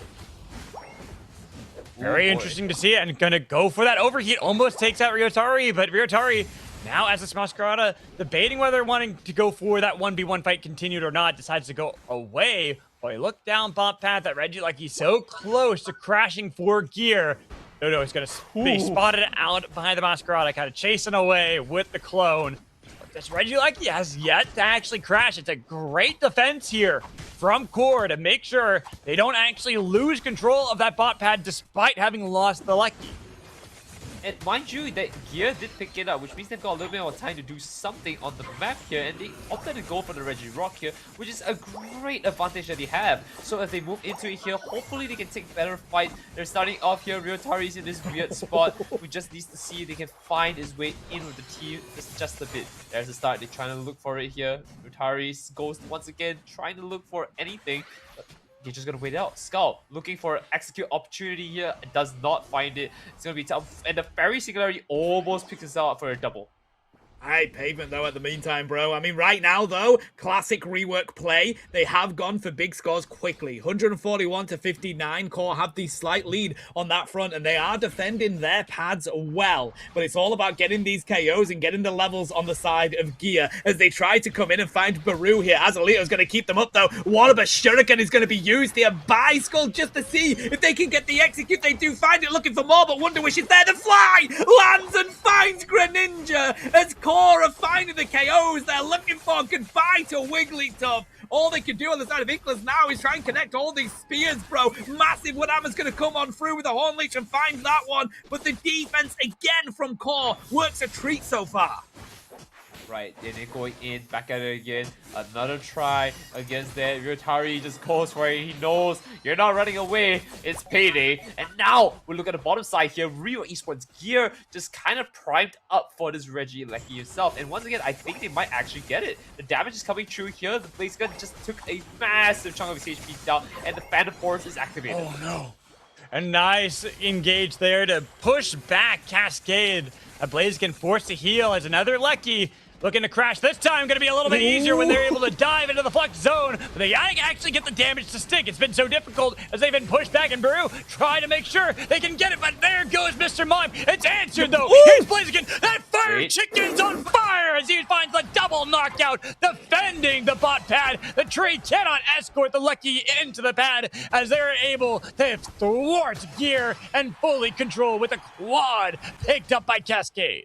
Cascade might go. Bro, being able to find one of your strongest picks this deep in a full fearless draft is massive for your team, and we're witnessing that there with an absolute cleanup from that player. Dodo trying to see if they can escape here. They do have that slow smoke dashing away. Flower Trick's going to half help them, but again, Cascade shows face. Azalito to the savior as well. Does use the Wonder Wish, but at least Core gets out of that position as Gear look to continue to chase this one down. And clean up down. on Oh no, and there goes Wigglytuff. And here's the step into the back line. Ryotari almost was able to set it up, got a double, but it's going to be a cleanup crew for Skull, finding that knockout. And with less than a minute until we are at our, I think it's Groudon in this one, it is going to be really difficult on how they're going to be able to position here for Core. They had been dominating for such a long time. And this is what I was saying with Gear's comp is once they are, if they're even going into these fights, they have a really strong comp. Right. But I'm looking at the numbers, and it's looking very even. The one defining thing now is that Core does have more points against Gear, and I've got to be honest with you, it might come down to the same scenario. Who knows? Maybe Gear goes for a random back cap, and again, they just don't have the numbers to take a fight. So I'm hoping it doesn't come down to that. This Reggie, like, he could be a playmaker here. Let's see how this one turns out. I think it's going to be Core's side. But on the other end, Unite moves were shot of Glaceon's Unite move, which is a big concern. Even the Sprigatito, Floragito, Masquerada's Unite move is not on. There it is. It's now back on. Glaceon going for the rip here. When there's a Groudon, the game is on. Core have the advantage at the moment, but it's going to come down to what I'm telling you. It's going to be this Gardevoir Unite move. If they find a couple of gear in that, that's how they win this fight. If it's a pavement one, that is how they lose. They've just got the passive on the side of Glaceon, but they're going to continue to rip. They have got the Oli going in, but it's going to be the Greninja that finds the hit onto Groudon. Gear have a moment to take us to a game 5 here, guys. They're going to be able to clean up the KOs from Core as well. They have lost their Glaceon, though, but they've got the buff. Hondo Burgers radiant. They just need one more to take the lead. There it is, the lead for Gear. I told you these team comps, these team fights for Gear were absolutely destructive, and Core got dismantled, leaving Gear now in the lead. It's not over though. There's still a lot of time left. There's always that potential for a miracle out of Core, but they really do need it to be a miracle where they get a full wipe into a hundo burger. Otherwise, I don't know how they're going to be able to win this one. We're likely to go to game 5. I don't know what to tell you, man. Like, I'm just that good at predicting scores. Just ignore the first series. Yeah, Yeah, just ignore the first series, yeah. No. We had 2 games today. Don't look at the first one. Slip on the good finger. push.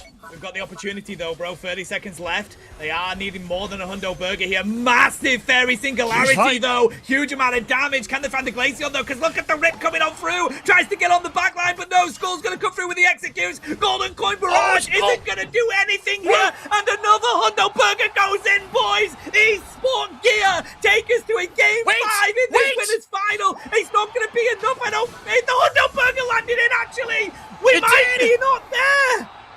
Oh, I don't think we're there. I think it's just shy as they look to get one more knockout, but they cannot get to the pad. It comes down to the wires, guys. I don't know if we're going to game 5 or not. I think Aaron did it. I think that hundo burger does it. Hold on. I don't misspoke. I don't misspoke. I didn't misspoke. Right? I told you it's going to be a game 5.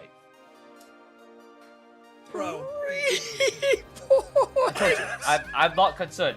I know my teams. I speak the truth.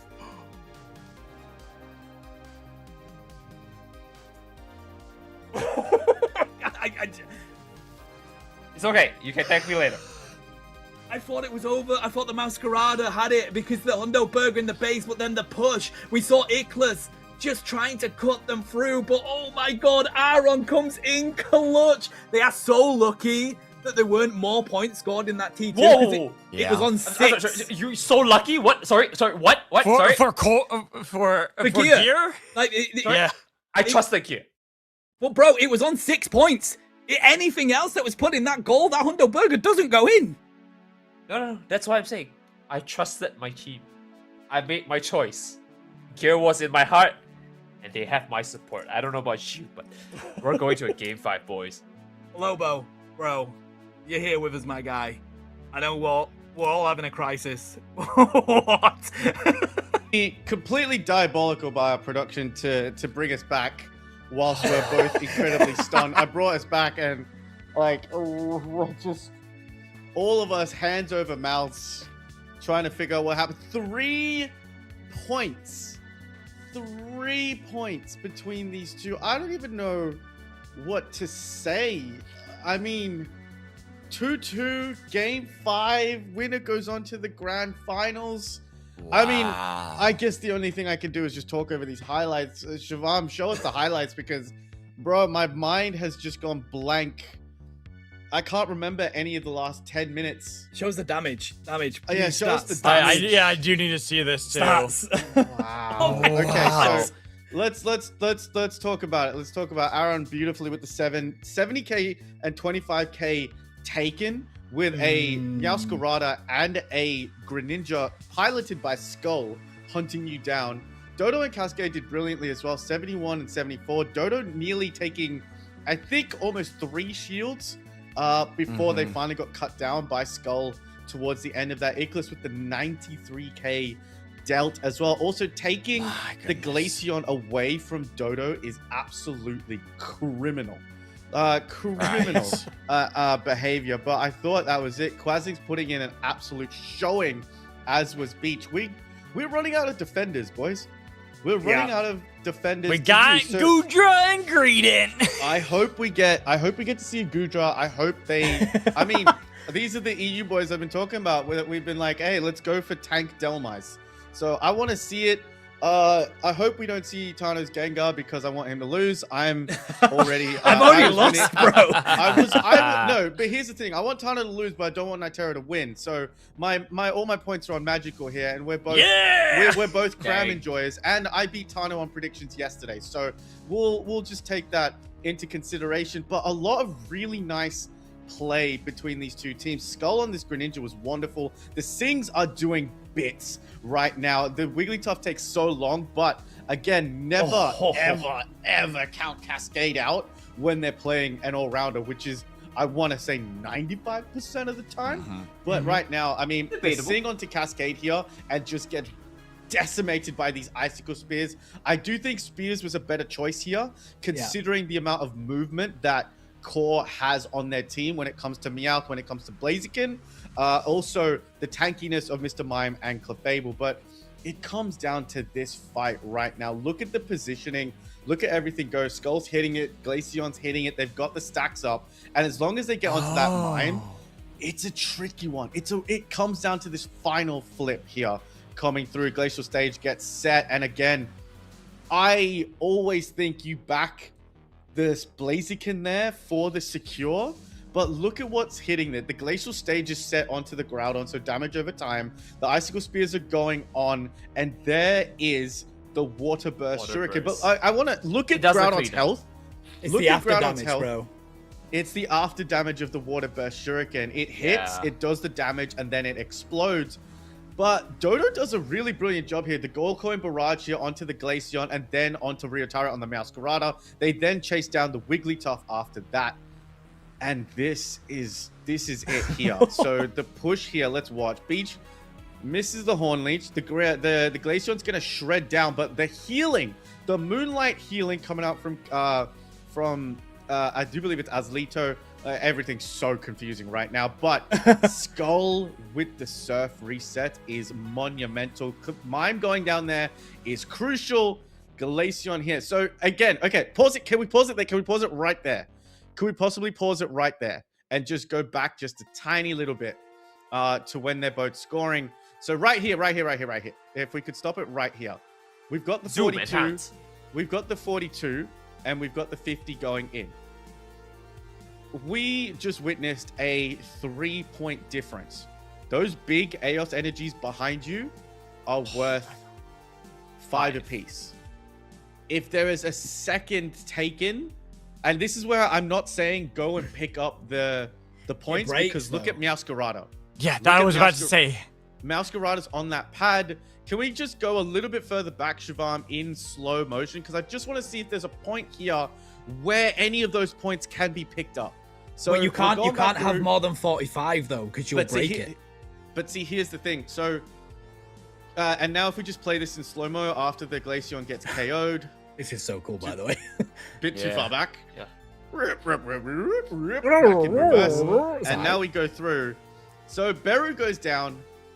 Glaceon goes down here. Now, Cascade starts his score, but look at where he is. Look at where he is. He picks up the points. He picks up the points, and the points fall onto him. Look, he's got 32 right now. But he picks him up. And then he's got 42. If he stopped his score, but again, you can't because you can't. Cascade needs to get that 40 in so that Glaceon could score. So unfortunately, there's just so many intricate things that could happen in that. And then there's all of our faces. There's all of us. I mean, I wasn't even sure I was going to be on camera at that point. So thank you for that one. Shivam, all of us need to look pretty before we come onto camera. We're told we're about to go onto camera. You always do. But also, I will say, if you pick up one of those, you dunk the whole pad. You can't get the 50. Yeah. It's like, it was literally so close. You have to get a single one, but they were all 5s. You have to get at least 2. There was one single one there, but if he picks that up, they lose by 1 point. Yeah, and it's not enough. It's not enough. They needed 2 points. It's almost exactly 2. It's an instance where Cascade is already focused on Eclipse on that Glaceon, but however, when the Mime goes down, he drops 3 single points. Yep. But you're so into that mindset of trying to get forward and scoring. Where in that brain, these amazing players already, do you have the wherewithal to go and pick up the 3 points that your teammate just dropped from getting KO'd? Boys, it's game 5. Enough yapping out of me. I'll see you when this is done. We got one team heading to the grand finals. Bro, this is 46 Pokemon banned out in this game. Magical. I mean, come on. We're getting to the bottom of these pools here. Bottom of the pools, yet we still see some familiar faces joining the bench. Surfetch not allowed.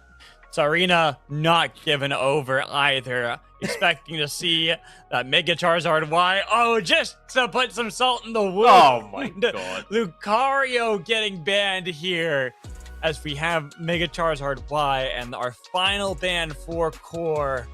Wondering what they want to take. I actually kind of like the Dodo Trio call out. Get rid of that because that's something that Dodo can play very efficiently, but Galarian Rapidash going to join the bench.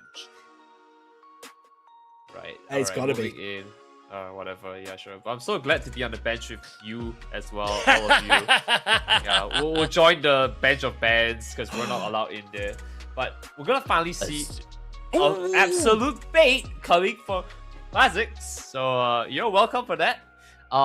Moving into that, we finally see Hoopa coming in. One of the strongest Pokemon in competitive play, not picked up at all in so many competitive games, even now. Do it, Beach. Yeah, I mean, do it, bro. And guys, Do it. we gotta take a moment because never in the history of Pokemon Unite have we had full Fearless in a game 5. We've never had this many Pokemon banned out in the entirety of this game being released and seeing these players coming out here. This is monumental for Pokemon Unite. Oh my goodness. We so are the Sable first. Eye Can I get and my Zapdos. Can I'm actually more surprised we haven't seen the Delmize by now. I think Delmize actually really works in any comp here, and we see that a Ho-Oh and Espeon getting locked in. I guess we haven't had an Espeon yet, have we? Not in this one. We've had pretty much every other evolution, bro. There's your Delmize, my guys. Oh, one hook, baby. Let's Oh go. my god. Dragapult, too. Zapdos, Dodo. I know you've not played it, my guy, but you gotta go Gengar. Come on, it cooks this. Yeah, Actually, it's okay. It's okay, I hate to say it. I do kind of agree. Having a speedster here would be clutch, but Oh, Absol, no. I I'm think happy we works have way something. you got better. I love my It works Absol. way better. The Do I get only half a point though? No, I get Yeah, we'll half a give point, that. bro. Absol But is my I- second favorite Pokemon. Delmize is my second favorite Pokemon. You've got plenty I'm of willing to points. give it. I'm willing to give it. Yeah, of course you are, bro. Sitting pretty up there with your 3 points. Yeah. Looking real good up there at the top. All right, but let's look at these comps because as you were talking about, Tano, we have yet to get to game 5 for a Fearless draft. We are here. We're making history between both squads of Rework Esports. Now tied at 2 apiece and really having to dig deep in the trenches to find who they can draft for this final game. Are you ready? That's all I can say. Are we ready Yes. to make history here today? Yes. After that one, I don't know, bro. I was I am on the edge of my seat, and we knew these two teams were gonna bring us this action today, mate. Who else but Rework Esport in this league? This has been. I have covered Grassroots Unite for EU for so many years across so many tournaments. This is the best I have ever witnessed this kind of action in Pokemon Unite, bro. This is it. We're going into this one. Whoever wins this game is the first team into the grand finals. Will it be Gear finally getting the revenge on the purple side, or will Core take the control on the orange side? Right now, we do have the lineup. A lot of damage onto Ho-Oh from Zapdos, the original legendary bird facing off against another legendary bird themselves. Getting control of the bot path for now for Gear. Starting off strong. Beach being a little beach going in to take down on Hooper here. I'm gonna see them not invading out of all things here. But Cascade on the back here. Hey, a little sneaky here. They got it strong. It's tipping it off. Ooh, Cascade looking a little low after that one, but thankfully Hooper with the Citrus Berry. Bro, the shields that Anchor gets is just insane, and you pair that with the crowd control from Beach, they got to keep a close eye on that for the entirety of this game. This has to be Dodo's #1 target as you see them coming with that pursuit, looking for the crits, because boy, if they get those built-in attack weights on the side of Ryotori, the late game is going to be so hard for Core.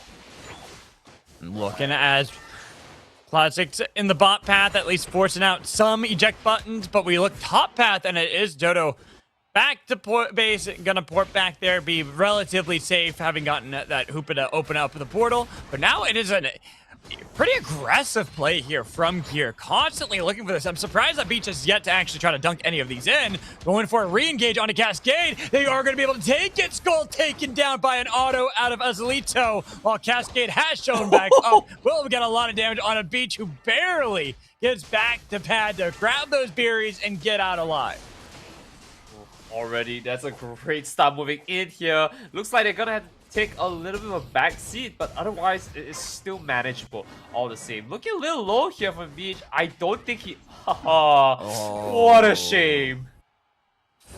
What a shame indeed, mate, because this game is going to come down to the minute details in this one, bro. No points scored yet. We are literally 2 minutes into this game. 720s are not far away. Looks like Core want to really push this and get the first points on the board. Good grab onto Skull. 28 in. Coming in from Dodo here. There's the stuns from Beach. Looking to see if Skull can go back in, but a good approach from Core.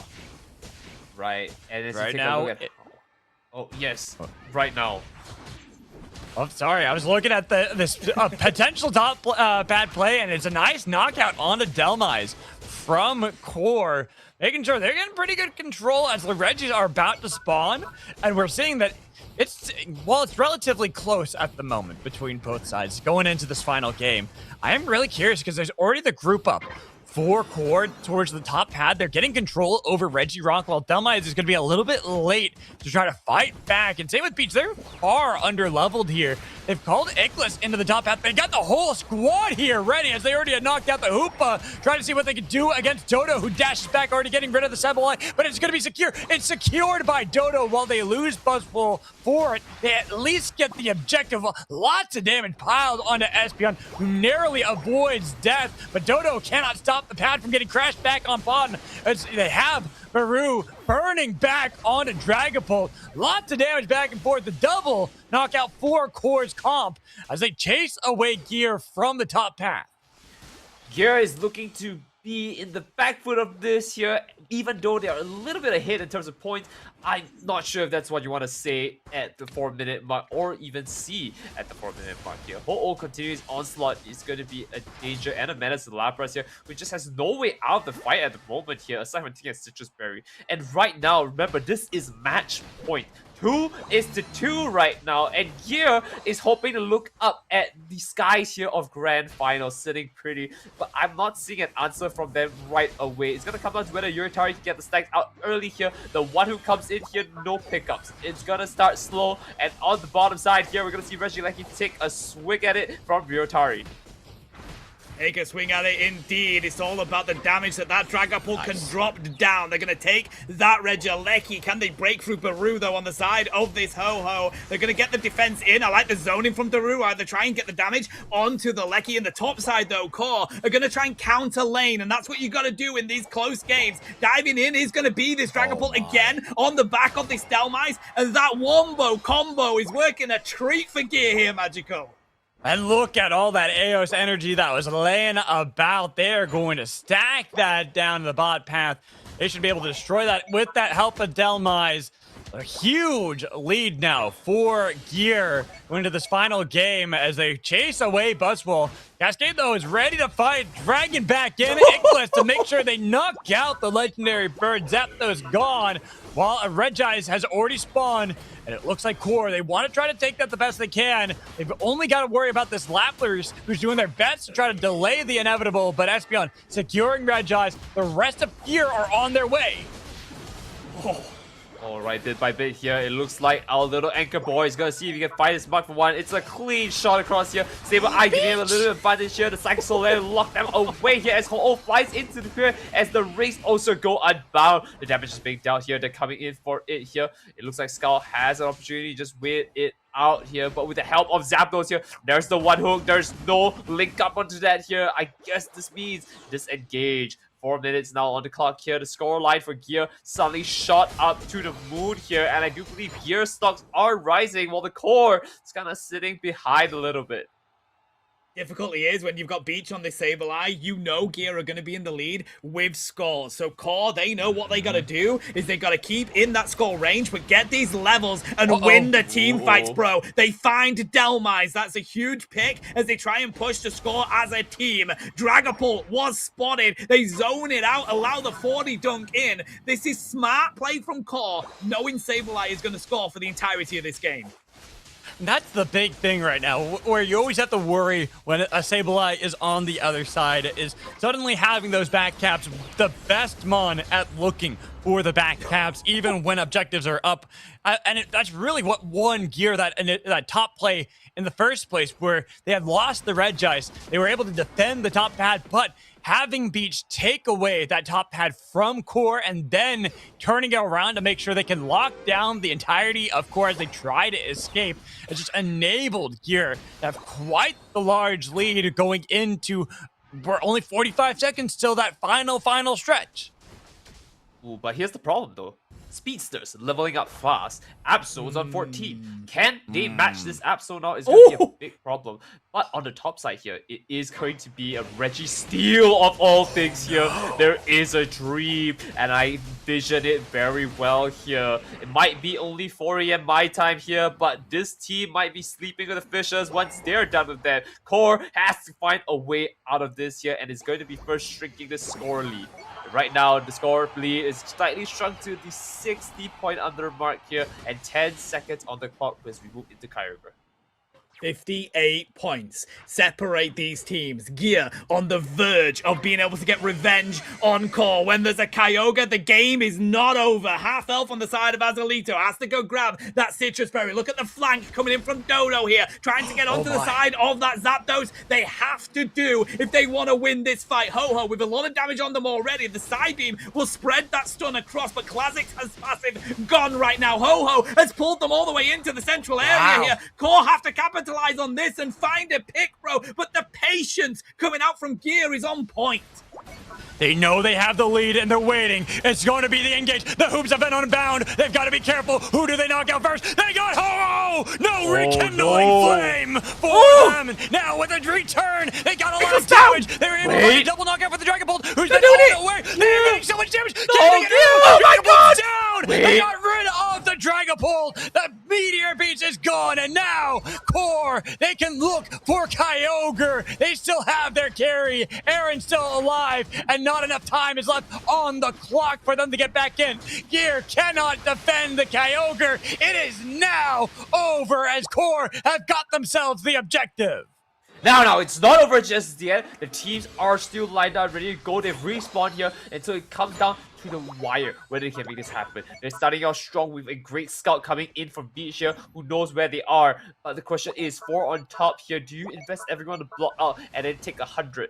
All the same, it is gonna come down to the wire. Ryotari comes in here, has the stacks, waiting for opportunity. It's gonna be tight. Beach on the 31. Beach. He knows the opportunity. He sees it. Zapdos comes in to join the fray. Skull holding the tank. There's the midnight flash coming in here, and the absolute damage box shoot. Can they finish it up here? There's 4 players on top. No defense coming through here. It looks like they're coming in close. 20 to 100. It is going to be one. They need to drop one more. At least one more. There's a drop. 20. I don't see it. They drop the points here. You gotta get it. They've done it. Wait, there's another stuff on the other side.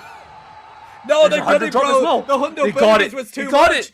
That's it. Bro, I love that from Core. They know that what Beach is going to do is go and counter-score. It's Sableye in the final moments of an incredibly close game. Of course, they're going to score. They group up as a team. They get Dodo's Unite move back, and they full send onto that T2, take the wipe, and my prediction is true, guys. Esport Core win with a 3-2 record. Round of applause to Round both of- yeah. of these teams, though, 'cause they both had one hell of a performance in the day, but only one winner ultimately comes out of that one. And as Tano had said, his prediction of Core 3-2 as well comes true, as they will be our first team into the grand finals. Wow, Lobo, are you here with us, bro? You're on the mic, right? Let's have a look at these replays, mate. What an insane game. I believe I'm here. I think I'm here. there you I'm are. still trying to find my voice is back again. Holy, I thought it was enough. Disableite, they got the Chaos Glower onto the Ho-Oh and the Blaziken as well, but I don't know if the Unite move was broken, but they just didn't go home. Imagine getting a Chaos Glower on 4 members at that final moment. It changes the entire complexion of the way that ends. Beach scored 31 points. It was not enough because multiple Hunderburgers went into the back, into the home pad, and wow, what a game. What a Kyogre fight. Crazy. In all honesty. I mean, you got it. It was a level 15 Absol. Those crits are going to hurt. Those crits are definitely going to hurt. And props to Dodo. They had one target and one target only. I mean, Ickless and Royatari, they are such high damage output Pokemon. But, I mean, Dodo was like, nah, I'm not going to let you. And a brilliant display. And again, the counter scoring, the plays were so well done from both of these teams. I felt Ryutare struggled a little bit to get to that final Dragapult evolution. I would love to actually see this point is where you can see KO stacks as well, because I would have loved to see how many they were on throughout the entirety of the game, because but also Delmice not being able to use that Seaweed Snare at that Kyogre pit was insane. There was a lot of plays here, but Dodo securing this, Yup. 4 people around you, and you securing with an Absol, genuinely a very squishy Pokemon, but Dodo played it masterfully. And honestly, the Hooper not going down at that Kyogre fight was a big savior for Rework Esport Core, because you saw Dodo was an HP in a dream, but just being reset by Azalito did brilliantly. And got to give shout outs to Berry. They put the pressure on the Pokemon that needed the most. And Tano called out in the middle of the cast. Eclipse was there as we watched some of these highlights. My goats, this is just such a fantastic series of games. And Tano pointed it out, in the history of Pokemon Unite, the 2 Rework Esport teams are the first teams to play a full Fearless in a Game 5 situation. That means the most amount of Pokemon banned out, the most amount of Pokemon that you're not allowed to play. You are diving so deep into your Pokemon move pool right now that it must feel like you're still trying to unlock licenses in Pokemon Unite. And mind you, this is not the only things that we've beaten here at Uni Clash today, right? The longest Fearless we had on a Tricast, technically considered Quadcast as you were the analyst, on a at least I believe 4-hour stream or close to 4-hour stream with a sister team competing. And the only thing that we just haven't completed yet was a grand finals, right? If this was grand finals, it would be a different story. I mean, in history in the make, I just want to have a look at this this Kyogre fight again. If we could rewind it just a little bit, Shivam, I do apologize, our yapping, but Aaron picking up a 4 KO streak. Are you kidding me with a Psyshock Espeon? I mean, Psyshock Espeon is in such a good place in this current meta. It's just not very used. But look at how long Azalito waits to hold this. I just want to go back to the start, because Ickless's positioning is absolutely wonderful at the start of this fight. They're getting pressured very, very early on by a very, very tanky Pokemon in that Ho-Oh.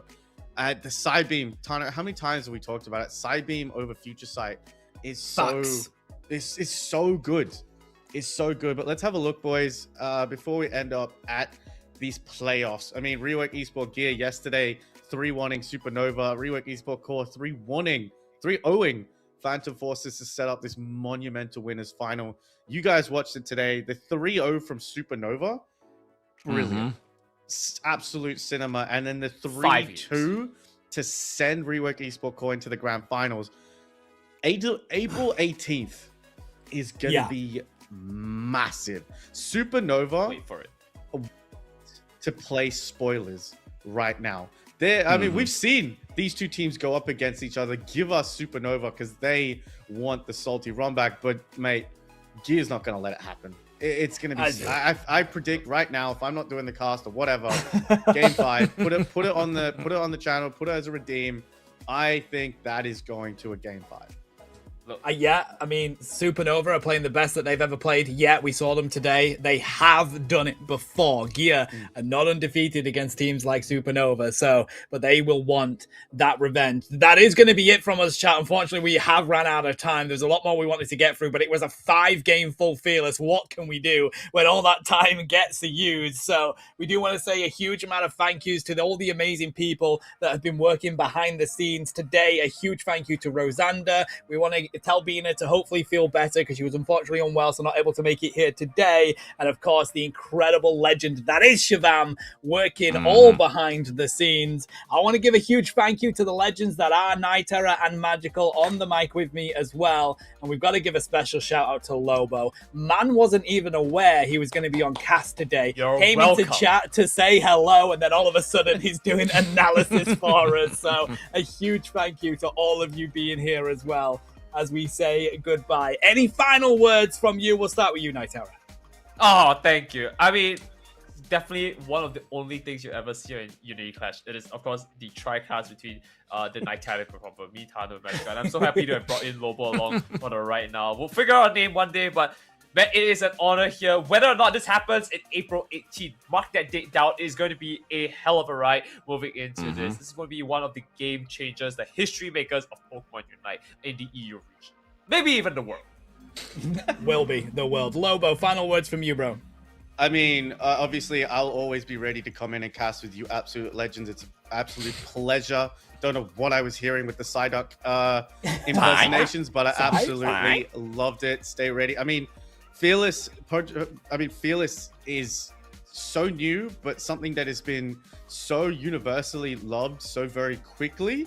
I mean, we just saw it in the Asia Games, in the Asia competition. We're doing it as well.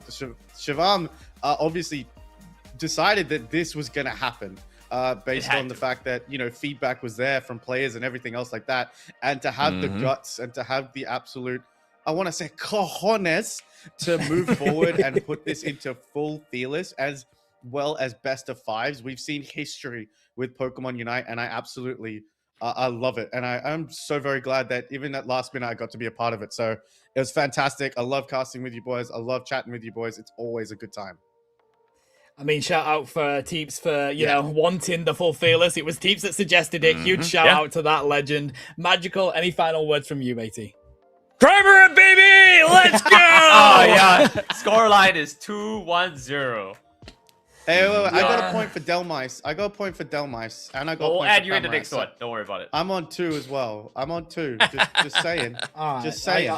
I'll take half the point for the Absol, which was absolutely fantastic. By the way, technically, Lucario got banned. He got picked into the ban, so I should get more points. I've had enough of this. Right, chat, thank you so much for being here. I mean, Shavam's literally telling us the record. It's 2-1-0-1. The production is doing me in as well, chat. Come on. Let's hope for some in the finals. 18th of April, you will not want to miss it. Have a good morning, afternoon, evening, wherever you are. But from all of us, it's a good night, and we'll see you then.